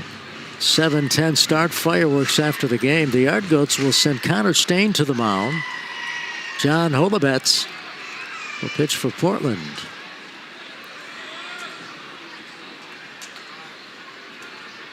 Again, Riggio awaits the 3-2 pitch. Here it is, fouled back. So Riggio hanging in. Rock Riggio, another former Yankee farmhand. You got former Yankee farmhands squaring off here, and Zeal on the mound and Riggio at the plate. Remember, before Riggio was traded to the Rockies organization, he came to town with Somerset last July, the Yankees AA affiliate, and put on quite an exhibition hitting-wise. He was red hot at the plate. Swing and a miss, strike 3. Zeal challenges him with a fastball. It rode in on him, and he strikes him out. That's the 3rd strikeout for Zeal. 2 down here in the bottom of the 6th. And that's going to be it. Here comes manager Kyle Cicela. And Zeal at 69 pitches is coming out of this ball game. He's thrown more pitches in a game, but this has got. Lovich hits a high fly to right center field. Back goes Burkholder at the wall. It's gone, a home run. He's in as he fits for another one deep to right field. Humphrey's back, track at the wall. He leaps. It's gone, a home run. Crushed out to left center field and deep towards the gap. Beltran back, Burkholder back. They both look up. Look at that go. For the 3rd straight at bat, Jackson Lovich homers out to left center. Went 1 inning, allowed no runs, no hits. That one hit hard in the air to dead center field. Drifting back is Baroa, back to the wall, and it's out of here. Second base, the 1-1 swing and a fly ball to deep right. Back goes Carlson, looking up. It's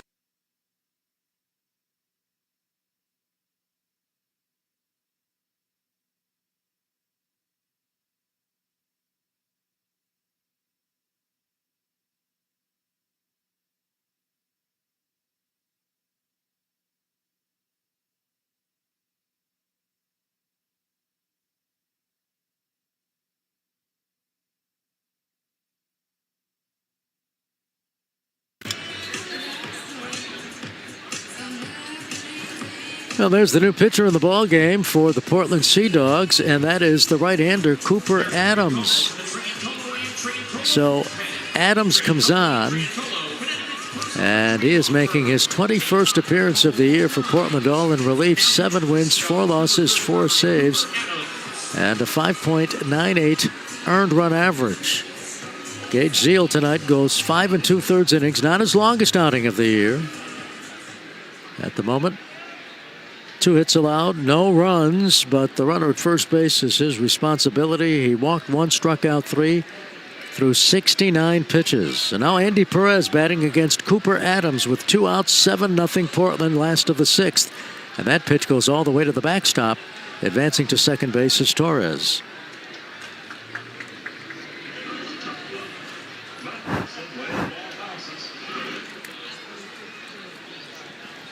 Cooper Adams, 6'3", 205 pounds, from Potomac, Maryland, 25 years of age.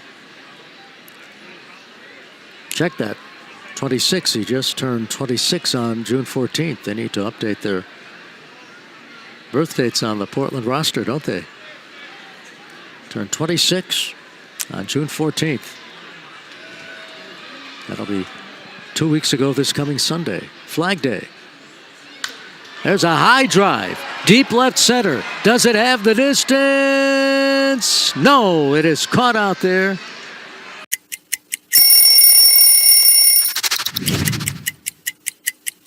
Well, when we moved downtown San Diego from Qualcomm to Petco Ballpark, new uniforms were on the way, and this is the Padre home white. This jersey is from 2007, which was a career year for myself, winning a Cy Young. There's some different memories that stand out. One in this uniform against the Braves, where I struck out a Padre record 16, wearing this jersey, trying to make the Padre and the Friar faithful proud.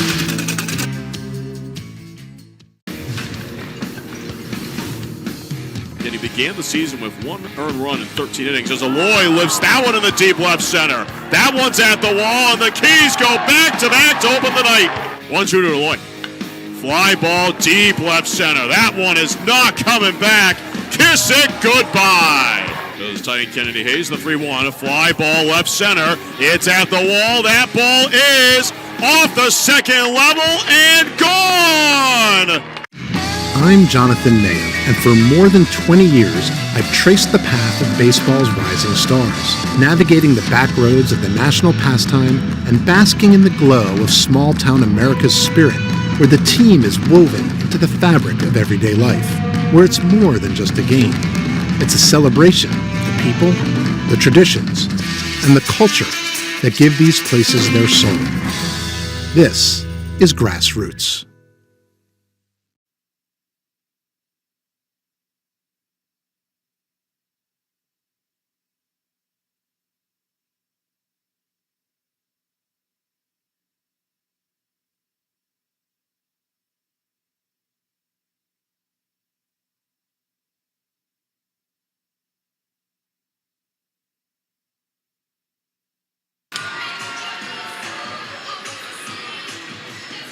Johanfran Garcia leads off the top of the 7th inning against Griffin Herring in this 7-0 ball game in favor of Portland. Garcia 2 for 3 tonight. Also has a run scored. Griffin Herring into his 2nd inning of work delivers. There's a swing and a miss, strike 1. Garcia with 4 hits and 8 at-bats in the series. There's a swing and a foul at the plate. No balls, 2 strikes the count. It will be Garcia, Alcantara, and Taylor. All part of this 11-hit Portland attack tonight, with the exception of Taylor, the only Sea Dog who has not gotten a hit. But he still has a chance. That pitch sails all the way to the backstop, ball 1. Taylor's been productive nevertheless, with a sacrifice fly, a walk and a run scored, so he's been in the middle of the action. He's going to try and join the hit parade. First things first, though, 1 ball, 2 strikes, the count on Garcia as Herring delivers. That's a ball, 2-2. Herring had an interesting delivery on that pitch, seemed to take a stutter step as he released the baseball.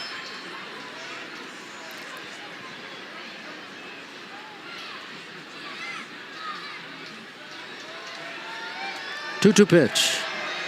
Way inside, ball 3.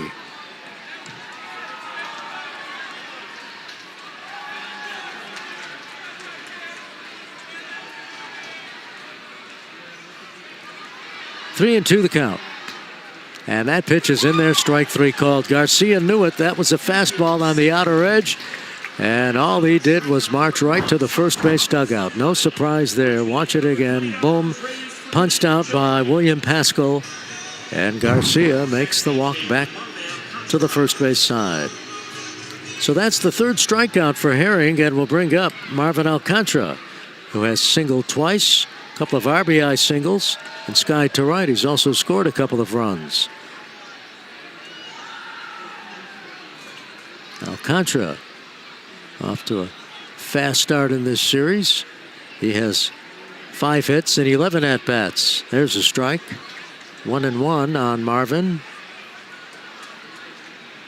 Signed as an international free agent on January 2nd of 2022 out of Venezuela. And if you weren't with us earlier, as he looks at a ball, Jeff and I were talking about how our hearts and the hearts of everybody go out to the people of Venezuela who suffered that horrible earthquake yesterday.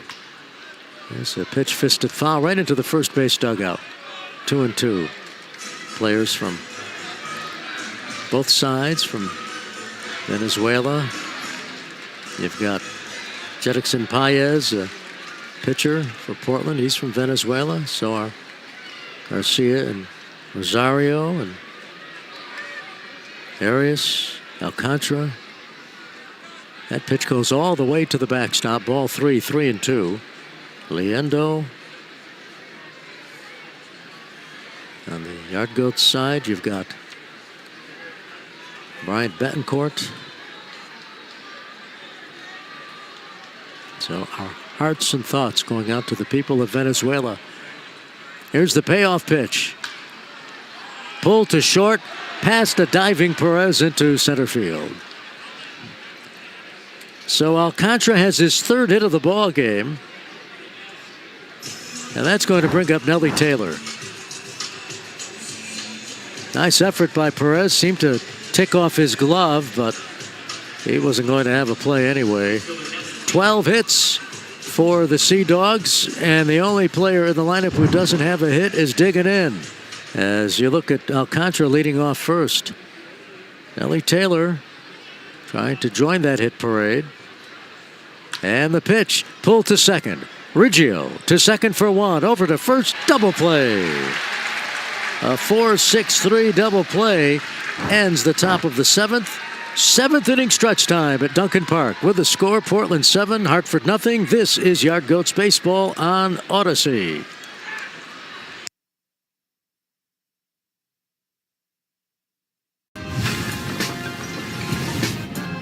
Most of the other Saints relievers have appeared. 3-2 on 2-2, brings one home, and Bolte stings it to deep right field. Fett goes at the track. He runs out of room. It's gone. Henry Bolte continues his magical pace. His 9th straight at bat, ending in a hit, is his 3rd home run in the last 2 days. Tell you what, he is really making a case. And Sanford crushes this one into center field. Sanford has left the yard. It is 7-4, his 7th home run of the season.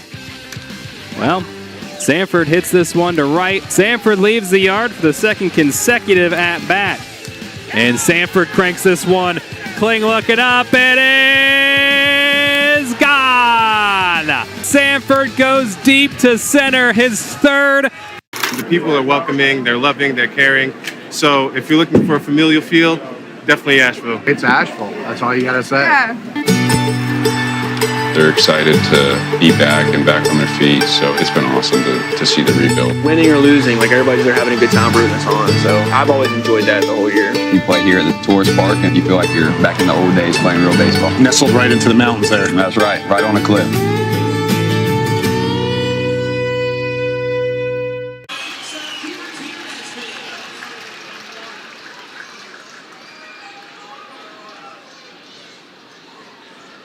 This 7th inning stretch is brought to you by Starting Physicians. Healthcare the way it should be in over 30 convenient locations.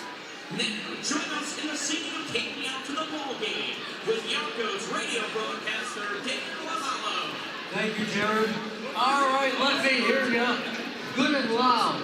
A 1, a 2, a 3. Take me out to the ball game. Take me out with the crowd. Buy me a hot dog in Yard Goats Camp. I don't care if I never get back. Let me root for the Yard Goats. If they don't win, it's a shame. For it's 1, 3 strikes, you're out at the old ball game.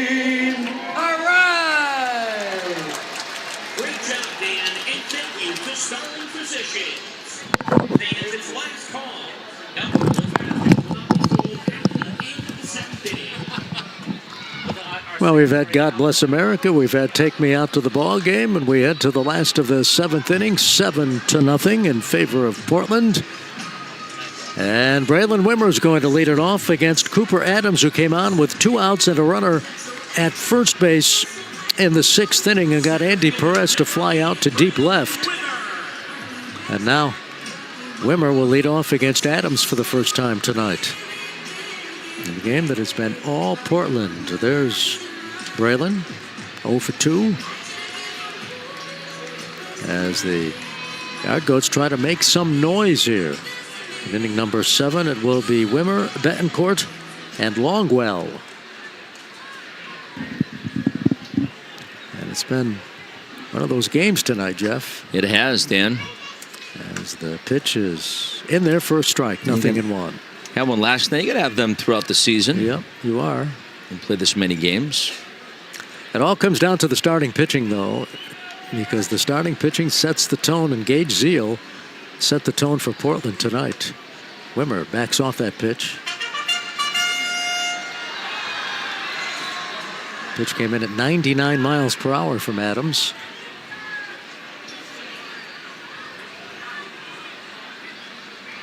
Braylon Wimmer leading off the last of the 7th inning. And that pitch is way outside. Adams last worked against Somerset on Saturday, pitched a scoreless inning, struck out 1. He threw 17 pitches. There's a high drive to deep right field, and there is the first home run in this series. It is long gone, a home run for Braylon Wimmer. And the Yard Goats are on the board. It's Portland 7, Hartford 1. As Wimmer strikes his first home run of the year, and it is a clout here at Duncan Park. Well, he had a 16-game hit streak come to an end, Dan, on Tuesday. And how about this shot as the Goats get on the board? There you go. First home run of the series by either team. And it comes off the bat of Braylon Wimmer, his first of the year. Here's Betancourt. And that pitch is all the way to the backstop. The Yard Goats have awakened. There's Braylon, feeling a lot better about things after that home run. 1-0. That's a strike. Fastball on the outer edge, 1-1 the count. Betancourt 0 for 2 as Adams serves up a home run. Pitch is fouled back, 1 ball, 2 strikes the count. That is the 8th home run Adams has given up in 41 innings. Betancourt leads the Yard Goats in home runs with 14.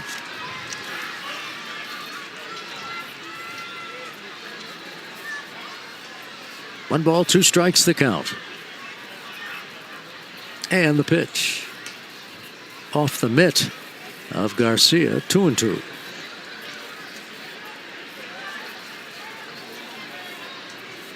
Well, the fans who have stuck around get to see a home run.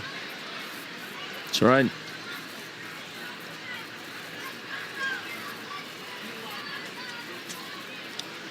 Two pitch. Swung on it high in the air to deep right field, and this one is gone. No, it's in the ballpark. The throw to second base, not in time. It will be a double. Hit the top of the ribbon. But Betancourt almost went back-to-back as he doubles to deep right center field. Watch it again. Almost had enough, Dan. As the top as you could go without leaving the ballpark. How did that not leave the park? I don't know. I really don't. Let's watch it again. It hit the base of the wall. It died at the last minute. From where we are, it looked as if it was close. Sure did. I thought it was gone. There's a strike called on Longwell, but the Yard Goats will take it. They've got something cooking here in the last of the 7th.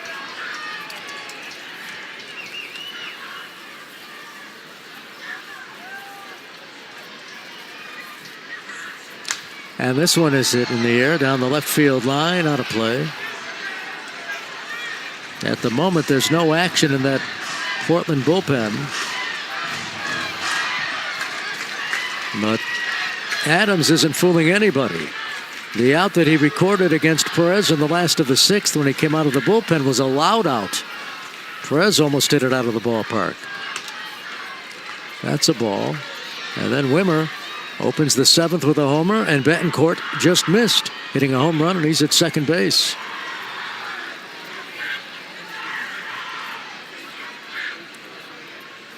One-two pitch on the way to Longwell. Way upstairs, 2-2. Adams doesn't seem to have control of any of his pitches. I mean, it's like he's just rearing back and firing and hoping the ball goes over the plate.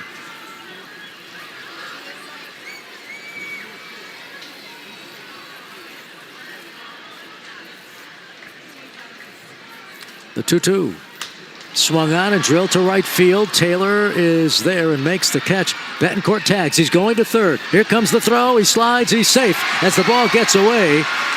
Backed up by Adams.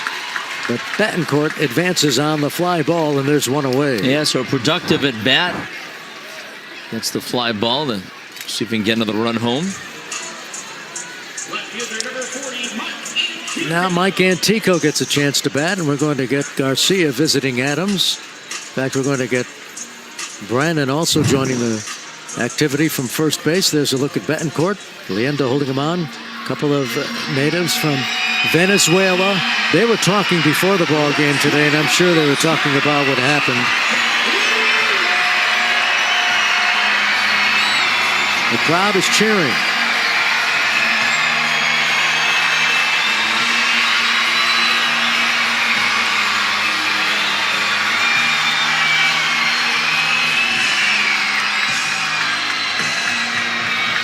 No way I'm going to talk over that. Nope. Now Antico. It's loud, isn't it? Yep.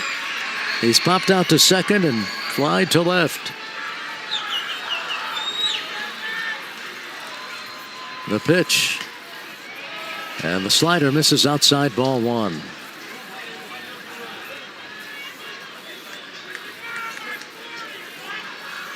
(7-1) Portland. Betancourt, the runner at third base. Infield is back. Swing and a miss. Adams coming at him with another sinker.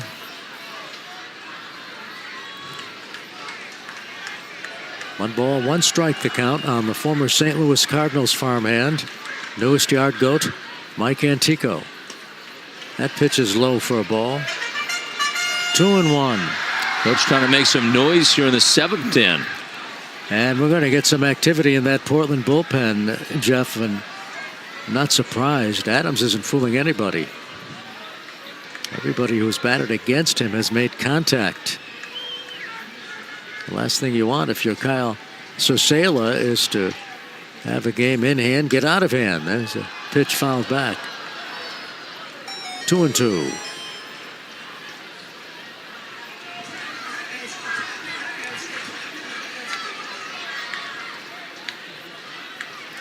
Two balls, two strikes, one out. The pitch. Outside, ball three. That was a fastball. 3-2. So Hartford running some deep counts on the right-hander, Cooper Adams. Payoff pitch. Inside corner, strike three called. Antico can't believe it. He had turned around and started down the first base line. Now he's saying something to the plate umpire, William Pascal, but he is punched out. That was a sinker. Watch it again. And to be fair, TrackMan also had it on the outer edge. That's a big strikeout for Adams. Cole Messina has skied to right. Both times up tonight. Ball one. Cutter misses under the zone. Adams trying to give his manager at least one more out. If you look at his prior appearances, you get the idea he'll be gone after this inning. There's a number back to the mound. Adams has it, underhands it to. So we got a little throwback uni on, gray socks, you feel me? So it's like we're going back in time. So I feel the presence of Jackie Robinson, you know what I'm saying? All those great guys. So yeah, we're going to play like them too. Just love kind of having this logo here, Triple B's. You know, those guys went through a lot more than I probably can ever imagine. And, you know, it's a fight that they had to put up just so I can get here. And so getting the chance to even wear the jersey and get on the field and play is something huge.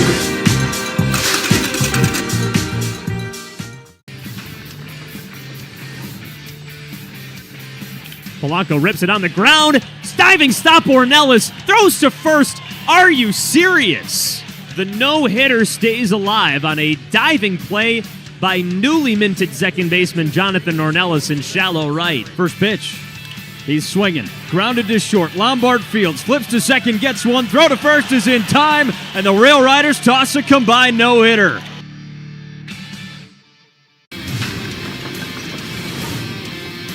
Dorsey back in his windup and deals the 1-1. This one lined into right field on the run. Ragsdale can't get there. It's going to be a double for short. And the pitch. A ground ball through the middle, a base hit. And the pitch. Swinging a drive, deep right field. Back at the wall. This is trouble, and it's gone. There's a line drive to right center field for Pete. And Pete is going to cruise for third, and this is going to be a cycle for Ty Pete.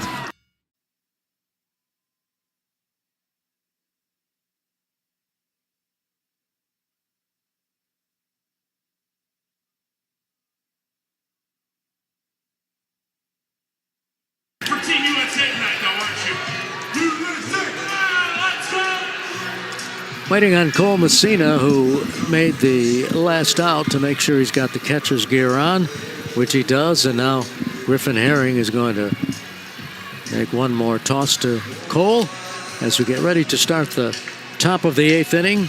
Rose, Liendo, Arias all due up for the visitors and ready to carry us home on this Thursday night. Here's the voice of the Yard Goats, Jeff Dooley. Thank you, Dan. Tough game so far for the Goats, who are on the short end of a 7-1 score. Griffin Herring back to pitch. Caden Rose will lead things up. It's 8-1 for the Red Sox affiliate. And Rose looks at strike one.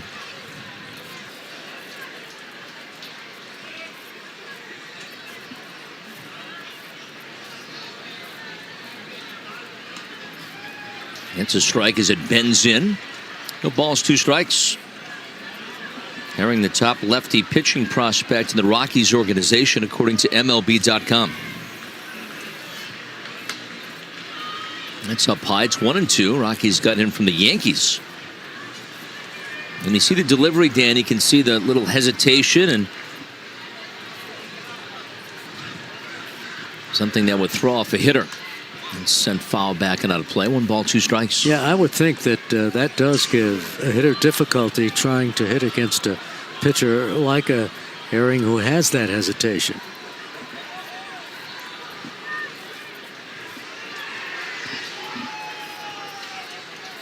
One, 2 is up high. 2 balls, 2 strikes.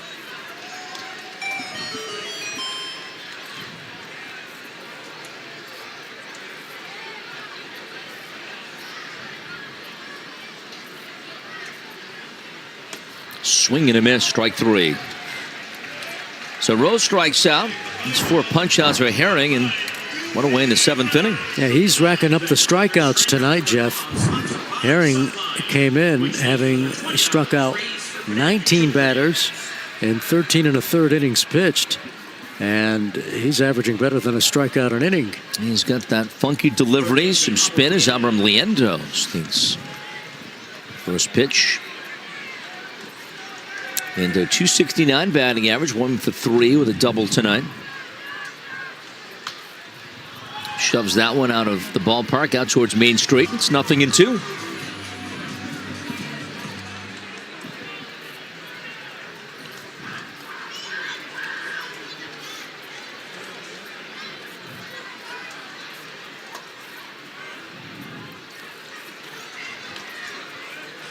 Looking ahead to tomorrow, Connor Stain gets the starting assignment for the Yard Goats. We, Dan, had a nice visit with Connor earlier today, and Well, he's different this year, isn't he? All sorts of confidence, a ground ball third, but foul. Sometimes it just takes a little success and everything can change. I had a great interview with him, Jeff, and talked to him about how he worked on a new pitch, how it's really helped him. Yeah, the kick change. He said it's the way that he grips it, and almost like that, circle change? Well, no, he showed us the grip, but it's very similar to a knuckle curve. Knuckle curve, that's how right. He grips the baseball. And it's that kick change, as you mentioned. But I thought he brought up a good point. You got into the subject of Hartford's pitching staff, particularly the starters, and he said the approach this year has been more aggressive. Rather than pitch to contact, it's just go right at and try to strike these hitters out. Yeah, last year he said it was more pitch to contact, and philosophy's changed with some new folks involved, and he's staying in, he's got to be at the top of many lists with terms of a great first half. That's in there for a call third strike, so Abram Liendo strikes out looking. Herring with 5 punch-outs. I mean, that was one of his best pitches of the night right there, the fastball that sunk. And he's in a groove. Two-way now for the shortstop, Franklin Arias.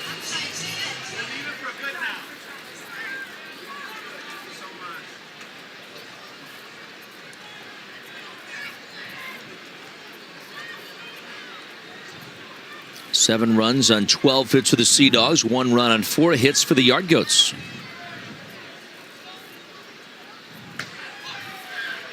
Two balls and no strikes.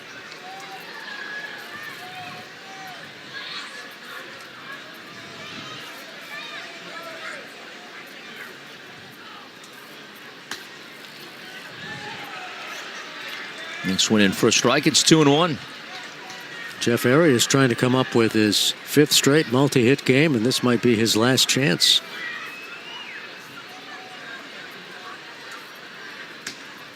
Next one is high. It's 3-1. Herring really hasn't come into Arias on any of his pitches.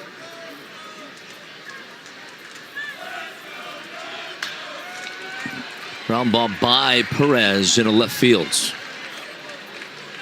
No, he's done it. I mean, he came in that time, and Arias turned on it, and that's his 5th straight multi-hit game. He's on quite a streak. Yep. Pitch right out over the plate. Arias, with his eyes wide open, ripped it into left field. So a 2-out single. Third single allowed by Griffin Herring, and now center fielder Miguel Blaze. Swing and a miss at a good curveball. Strike one.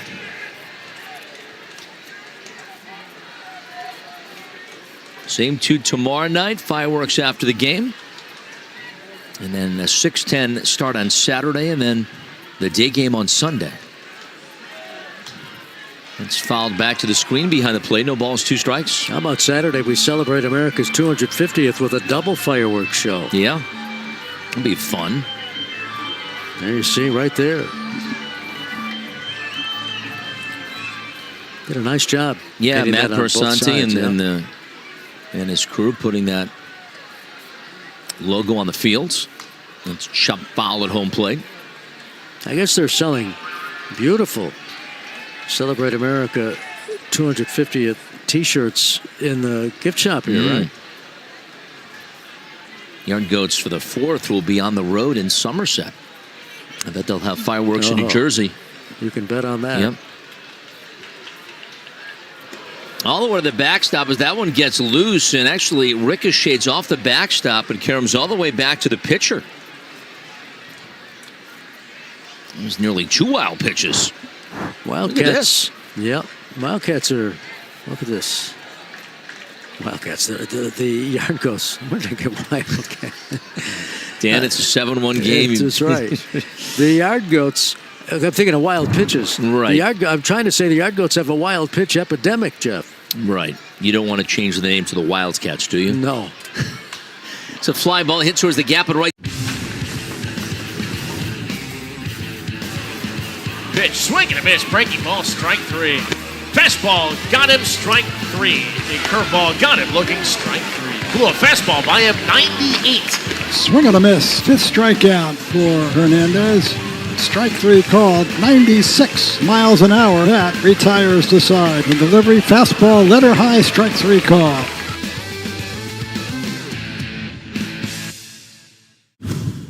We're repping the Birmingham Black Barons today, and it's really awesome. The uniforms look really cool. It's awesome. I like the look. The BM kind of pops. So yeah, I like the whole get up. It's a good attire. We got the Birmingham across the chest. We got the Birmingham Black Barons on the side too, which is super cool. Just the history of all of it. I think the hats are pretty sweet too. You got the 3 Bs. This is remembering the people that came before us and what they did for this game and how they improved it.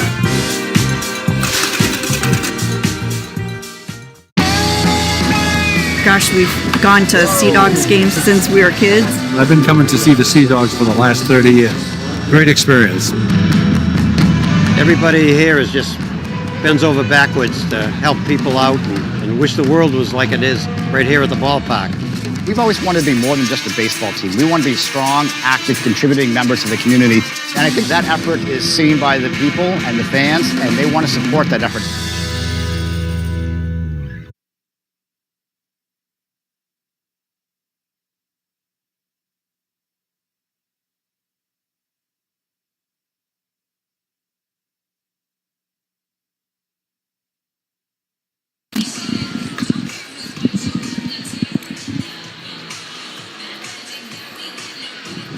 Well, Jeff, in keeping with the celebrating America's 250th on the first base side is a patriotic H for Hartford, so they really did a nice job here on both sides of the field. Yeah, no doubt about it, they really did.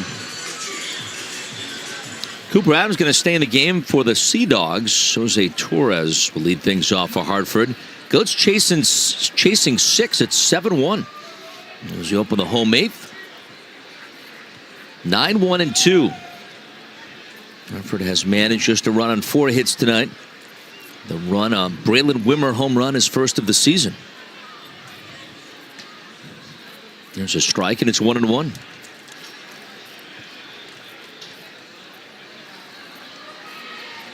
We had a big crowd, 6,972 watching.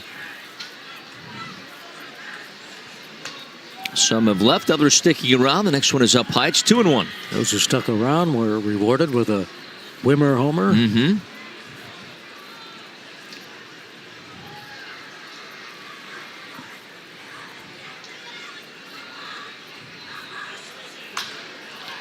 It's sent foul first base side. Out of play. No chance for Taylor. 2-2. Sea Dogs looking to go to 2-1 in the second half. And drop the Yard Goats under 500 in half number 2. Of course, the Yard Goats won the first half. That's inside. 3-2.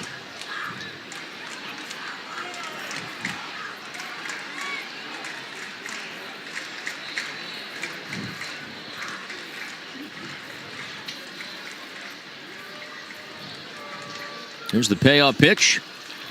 It's hit foul out of Duncan Park along Main Street.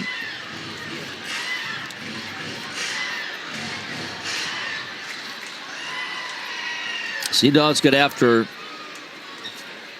Jake Brooks with 3 in the second, 4 more in the third. The 2 innings they score. The next one fouled off once again. It stays 3-2. Sometimes you only need 2 innings, right? That's right. As long as you're hanging those big numbers. I think the Yard Goats, though, and that's why it's never over until it's over, I think the hitters have had a better approach their last at-bats, running up the pitch count, fouling off pitches. Swing and a miss, strike 3. So Torres strikes out, eaten up by a fastball at 96.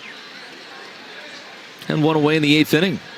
That pitch did have some movement to it, stayed on the inner portion of the plate.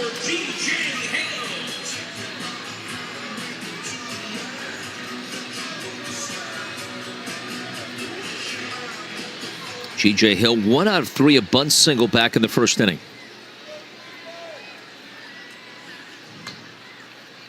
And the pitch is a slider that misses low for a ball.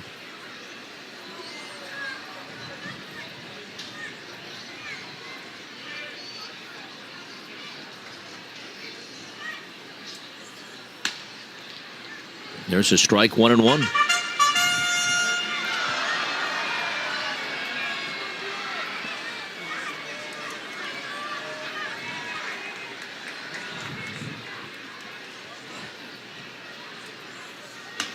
Big swing and a miss. And the count 1-2. Jeff, there's some bullpen action for the Portland Sea Dogs. You see that last pitch at 98. There's no bullpen action for Hartford, so we will see Herring in the 9th inning.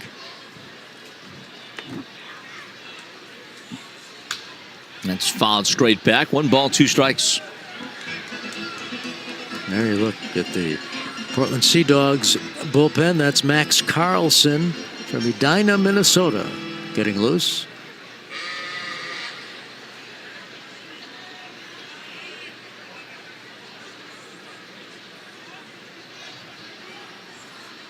Swing and a miss. And Hill strikes out.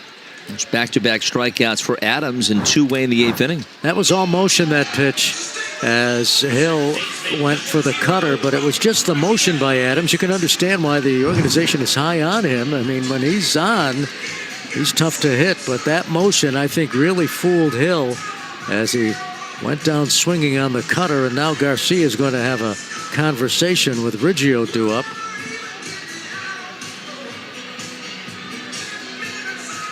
This, by the way, is why baseball implemented the rules of only so many mound visits in a game. Yeah, I mean, a 7-1 game with 2 outs in the 8th inning. You wouldn't expect a visit, would you? No, they're going to take him out. I think they were buying time because here comes Kyle Now that Cicela. makes sense. That makes sense. All right. That's it. We're on board. Okay. Cicela apparently doesn't like his pitchers to start a clean inning, Jeff. All right. Pitching change coming to you from Hartford, 7-1 Sea Dogs.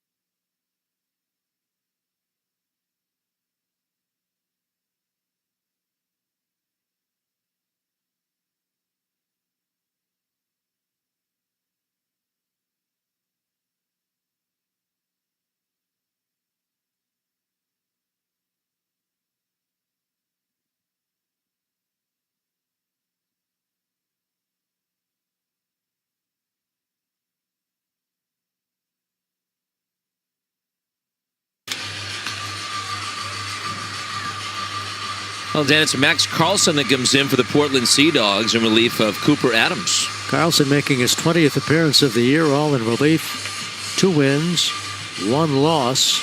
He's got an earned run average of 6. Hasn't saved any games. Cooper Adams leaves, having pitched 2 innings tonight, allowing 2 hits, 1 run. That was the home run to Braden Wimmer. And didn't walk anybody. Struck out 3.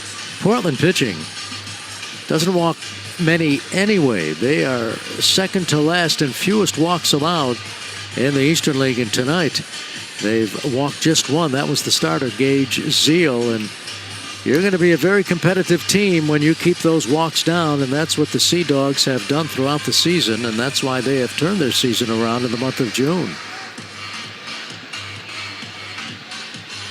Here's Rock Riggio. 0 for 3 with 2 strikeouts.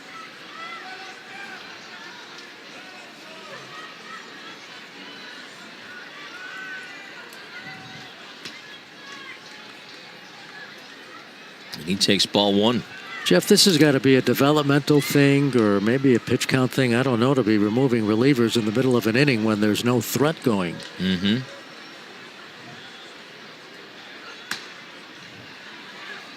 One ball, 1 strike. That's the only thing I can figure. And then they perhaps have the notion Carlson can finish this inning and pitch the 9th inning. Yeah, I mean, obviously wanted to get some work here tonight.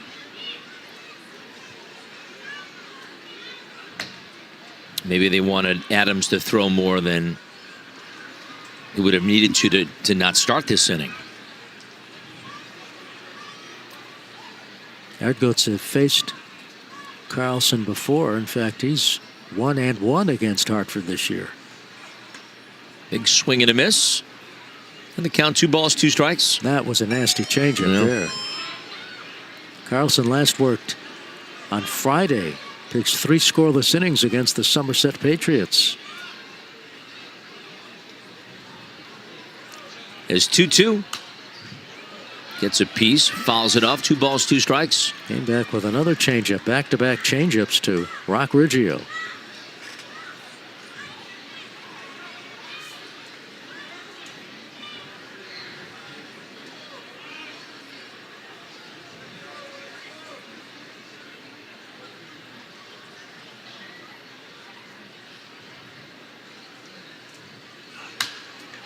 Pop up, third base side foul. Abraham Liendo watches it find a seat. We'll do it again. 2 balls and 2 strikes.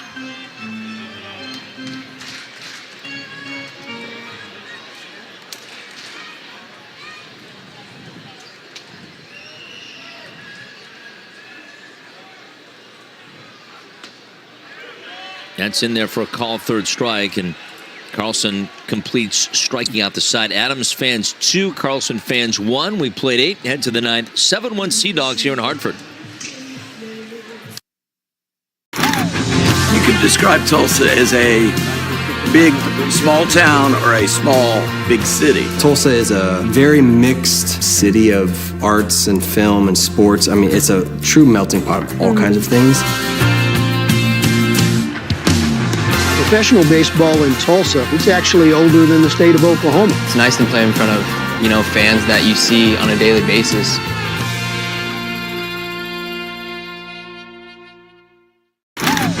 You could describe Tulsa as a big, small town or a small, big city. Tulsa is a very mixed city of arts and film and sports. I mean, it's a true melting pot of all kinds of things. Professional baseball in Tulsa, it's actually older than the state of Oklahoma. It's nice to play in front of, fans that you see on a daily basis.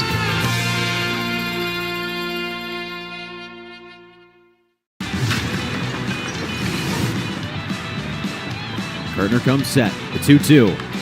Hit back into center field. It drops in front of Camden Troyer, and he misplays it. It bounces over his glove. 1 scores for Bowling Green. Home comes 2. And all the way from first, Theo Gillen scores. Getting the wave around third, Bodine. Kent's throw from short is not in time. Wow. I mean, it was in time.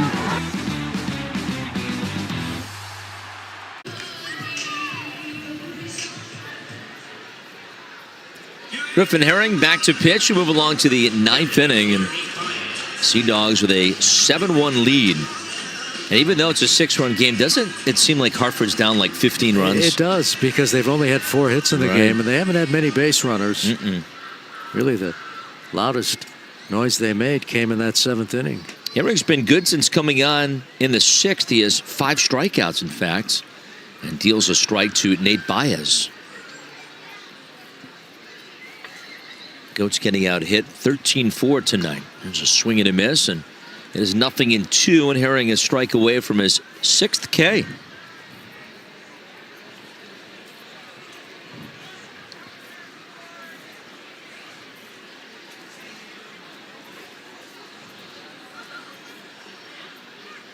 There it is. In there for a call, third strike. So 6 punch outs for Griffin Herring. So Herring has struck out 6, and the bullpen for the Portland Sea Dogs has struck out 4, but a lot of strikeouts over the last 2 innings and change of this game. Brooks Brannon, the hitter, and he takes up high for ball 1.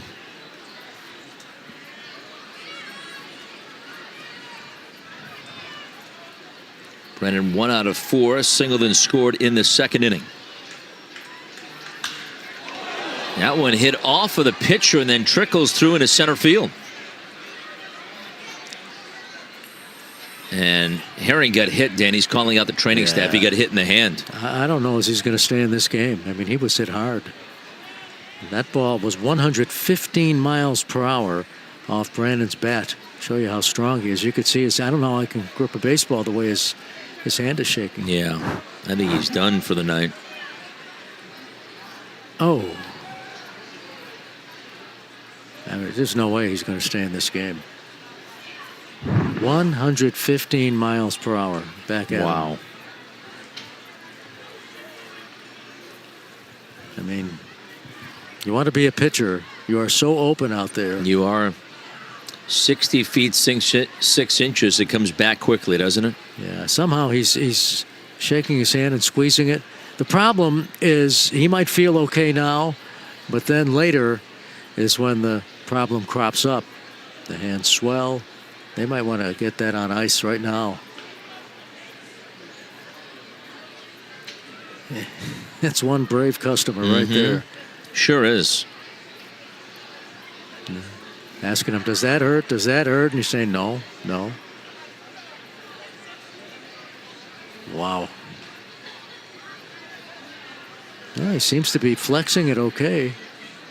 He says he's okay. And you talk about the #1 lefty pitching prospect in the Rockies organization. That's right. Came over to trade with the Yankees.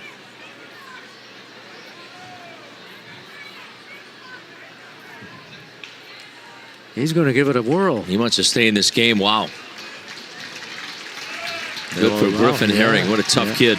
They'll allow him a toss.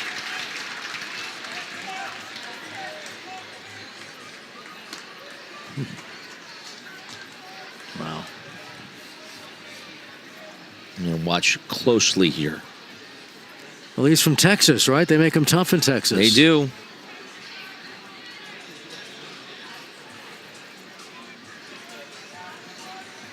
I don't think they're going to keep him. Nah, Robinson can't sell. He's not going to take any I think chances. after that next one that was low, I think he said, you know what, let's just get you to the locker room. Yeah. Griffin Herring leaves after getting hit by a batted ball. And we'll have a pitching change coming to you from Duncan Park. Great effort, though, by Griffin Herring tonight.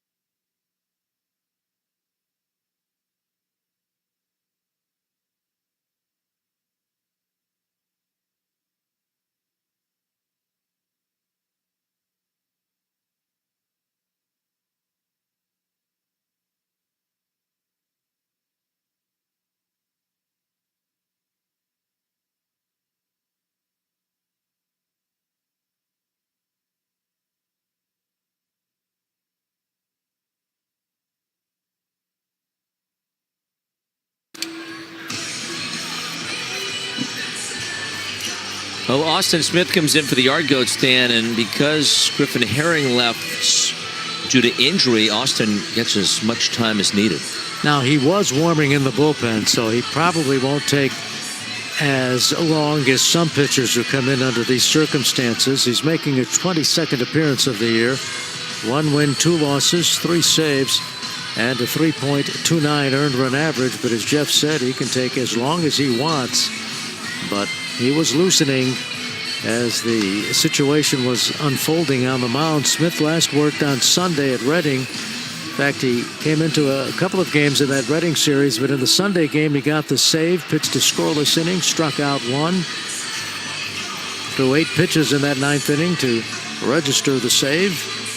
Now he's being summoned here to get a couple of outs with a runner at first base and 1 out here in the top of the 9th, and the Sea Dogs leading by the score of 7-1.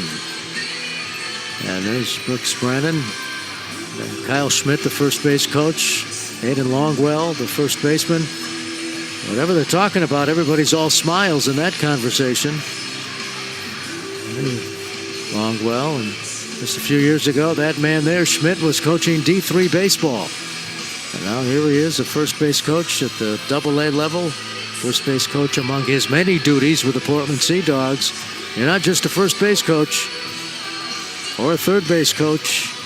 Coaches have multiple responsibilities. And Schmidt has those responsibilities, those assignments. Meanwhile, Austin Smith, he's ready, Jeff. He's ready to go. Johanfran Garcia is the batter. Bats with 1 on and 1 out. A 7-1 lead for the visitors. Portland in Hartford this week.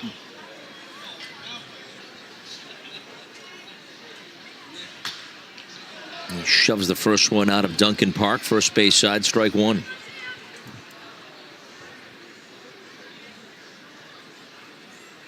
Connor Stain tomorrow night for the Yard Goats. John Hobots. Hollabets will pitch for the Sea Dogs. That's in for a strike. 0-2. Smith 6'4", 210 from Cedar Park, Texas. One Texan replaces the others. Grapevine is from Herring's from Grapevine, Texas. Ground ball to first. Long ball to second for 1 on the first. They turn it. Wow, nice play. Good job of recovery. 3-6-1 as Smith takes the throw back from second. We go to the top of the 7th inning in a game that has flown by. Well, we're on immaculate inning watch now. It's 6 pitches, 6 strikes, 2 Ks for Dirk. Dirk is not messing around here. Pitch away from joining him here in the top of the 7th. His 0-2 is swung on and missed. Strike 3, and the 7th inning for Hayden Dirk is immaculate. The people are welcoming, they're loving, they're caring. So if you're looking for a familial feel, definitely Asheville. It's Asheville. That's all you got to say. Yeah.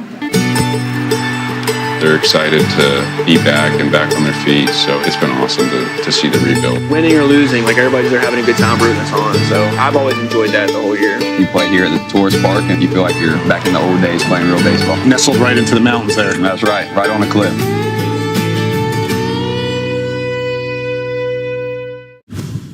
The Bhutanese dragon is a very uniquely designed dragon, and so we did have to make sure that we were staying very true to the dragon that you see behind me. We had to get special permission from the Bhutan Olympic Committee because this is a national flag, so luckily we've been working with the Olympic Committee the whole time, so it was a very easy approval process once we sent the appropriate documentation. The whole creative design was done by the Hudson Valley Renegades. They did an amazing job.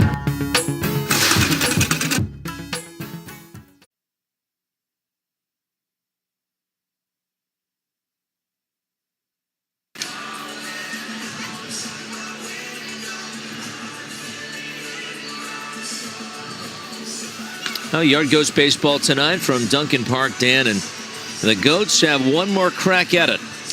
Well, they did it in Portland in the first half. Came from way back in the 9th inning to win, so the Sea Dogs know better than anybody. The old saying, it's never over until it's over.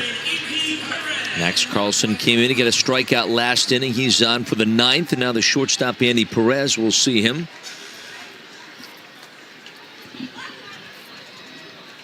Goats getting out hit 14-4 on this Thursday.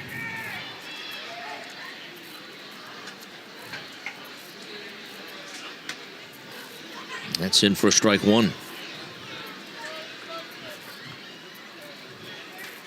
Hartford won Tuesday. Sea Dogs got the game last night. Portland looking to make it back-to-back in victories here in Hartford.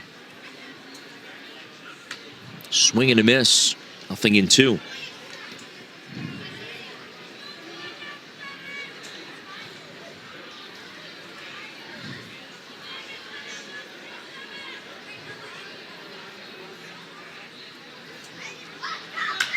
Ground ball first base, but foul.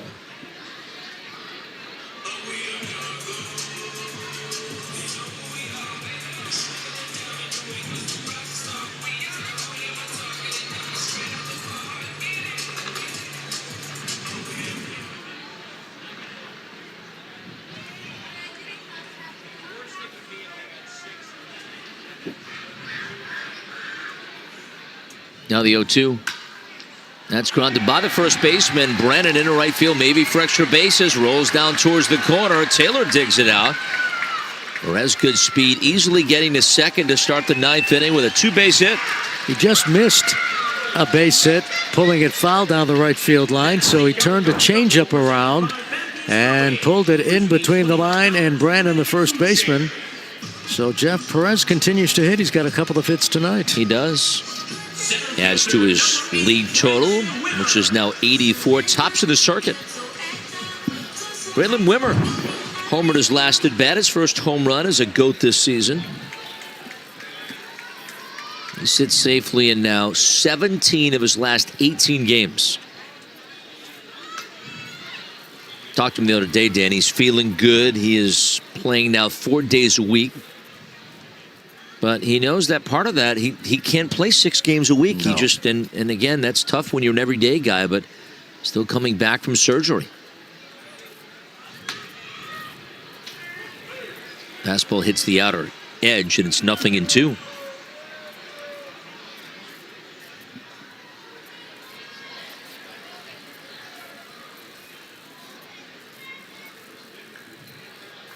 Max Carlson set with an 0-2, checking Perez at second. 1-2. Portland got 3 in the second inning off Jake Brooks, added 4 more in the third inning. Brooks ended up bearing down and ended up giving 5 innings tonight. So the Goats didn't have to tax the pen. That's popped behind the plate. Garcia gives it a look, but into the seats it goes. You know, Jeff, that's a great point, because when you're managing, you've got to look ahead. And particularly when you're managing at the minor league level, not only do you have to think about development, but workload and series and wanting to win. And the way the pitching staff worked out tonight, the bullpen should be in great shape for the 3 games over the weekend, Friday night, Saturday night, and Sunday. Right. Brooks did a good job to go 5, so they didn't have to go to the pen early. That's just outside. 2 balls and 2 strikes. I mean, Brooks had that difficulty in the second and the third, but then he gave his manager the 4th and 5th innings. Yeah. And more than likely, Herring would have finished it out, but Smith didn't throw that many pitches, so the bullpen will be raring to go if needed on the weekend. Carlson set with a 2-2. Rocket foul. Watch out. That towards the photo well. Third base dugout. That was a bullet. By the way, we all know around here in the summertime the weekends start on Friday. That's right. Of course they start on Friday. Friday fireworks here in Hartford, and then Saturday fireworks as well. And a big show planned for Saturday nights.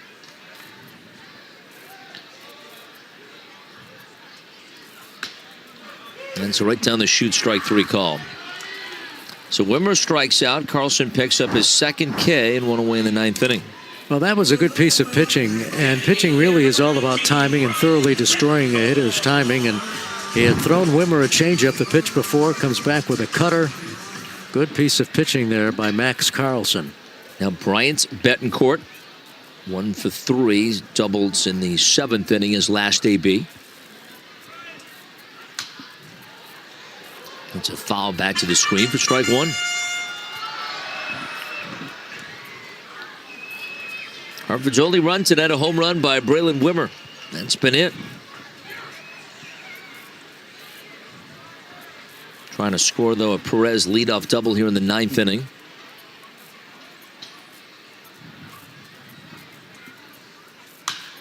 There's a fly ball hit towards center field. Miguel Blaze goes back a couple of steps, now comes in 5 and makes the catch. Betancourt getting under that for out number 2. And now Hartford down to its final outs.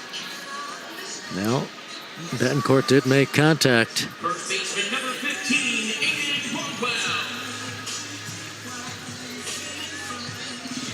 I'll tell you what, Carlson throws an assortment of pitches, cutter, change, curveball. A lot in the arsenal. Aiden Longwell, last shot for the Goats. And try to keep the line moving here in the 9th inning.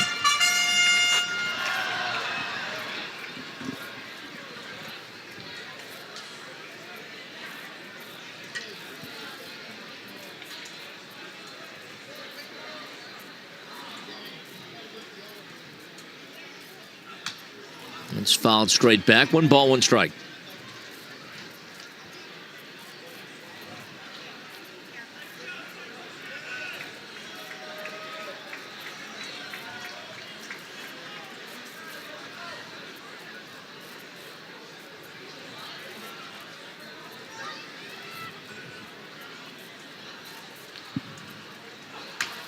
Ground ball weakly to shortstop. Arias fields and has no play. It'll be an infield-style single, Dan, as he hit it into the shift. Arias, the shortstop, playing way over towards that second base bag, really had no shot to get to that ball, and at third base goes Andy Perez. That's a nice piece of hitting, as he was able to time that changeup by, as you said, hitting into that shift and forcing Arias off balance. So the Goats are still alive. Mike Antico is the batter. Antico, one of the newbies, playing in his second game. 0 for 3 tonight with a punch out. Takes inside for ball one. No, late call and a strike. 0-1.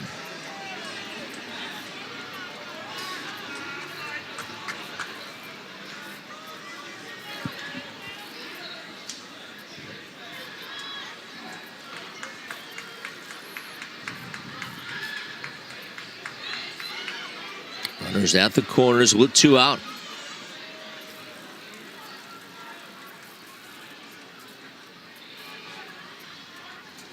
Runner breaks for second, no throw. A strike is dealt. Defensive indifference moves Aiden Longwell in a scoring position. It could mean 2 for the Goats.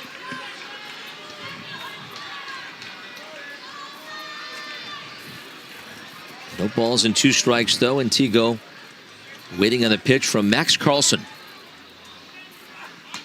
Swing and a miss, so the ball game will end. The Sea Dogs, for the second straight night, beat the Yard Goats. Tonight's final 7-1. Well, the story in a nutshell is great pitching, timely hitting is the recipe to success, and that's just what the Portland Sea Dogs cooked up tonight. There's no other way to describe it. 7-1 the final. The postgame show is next here on Odyssey.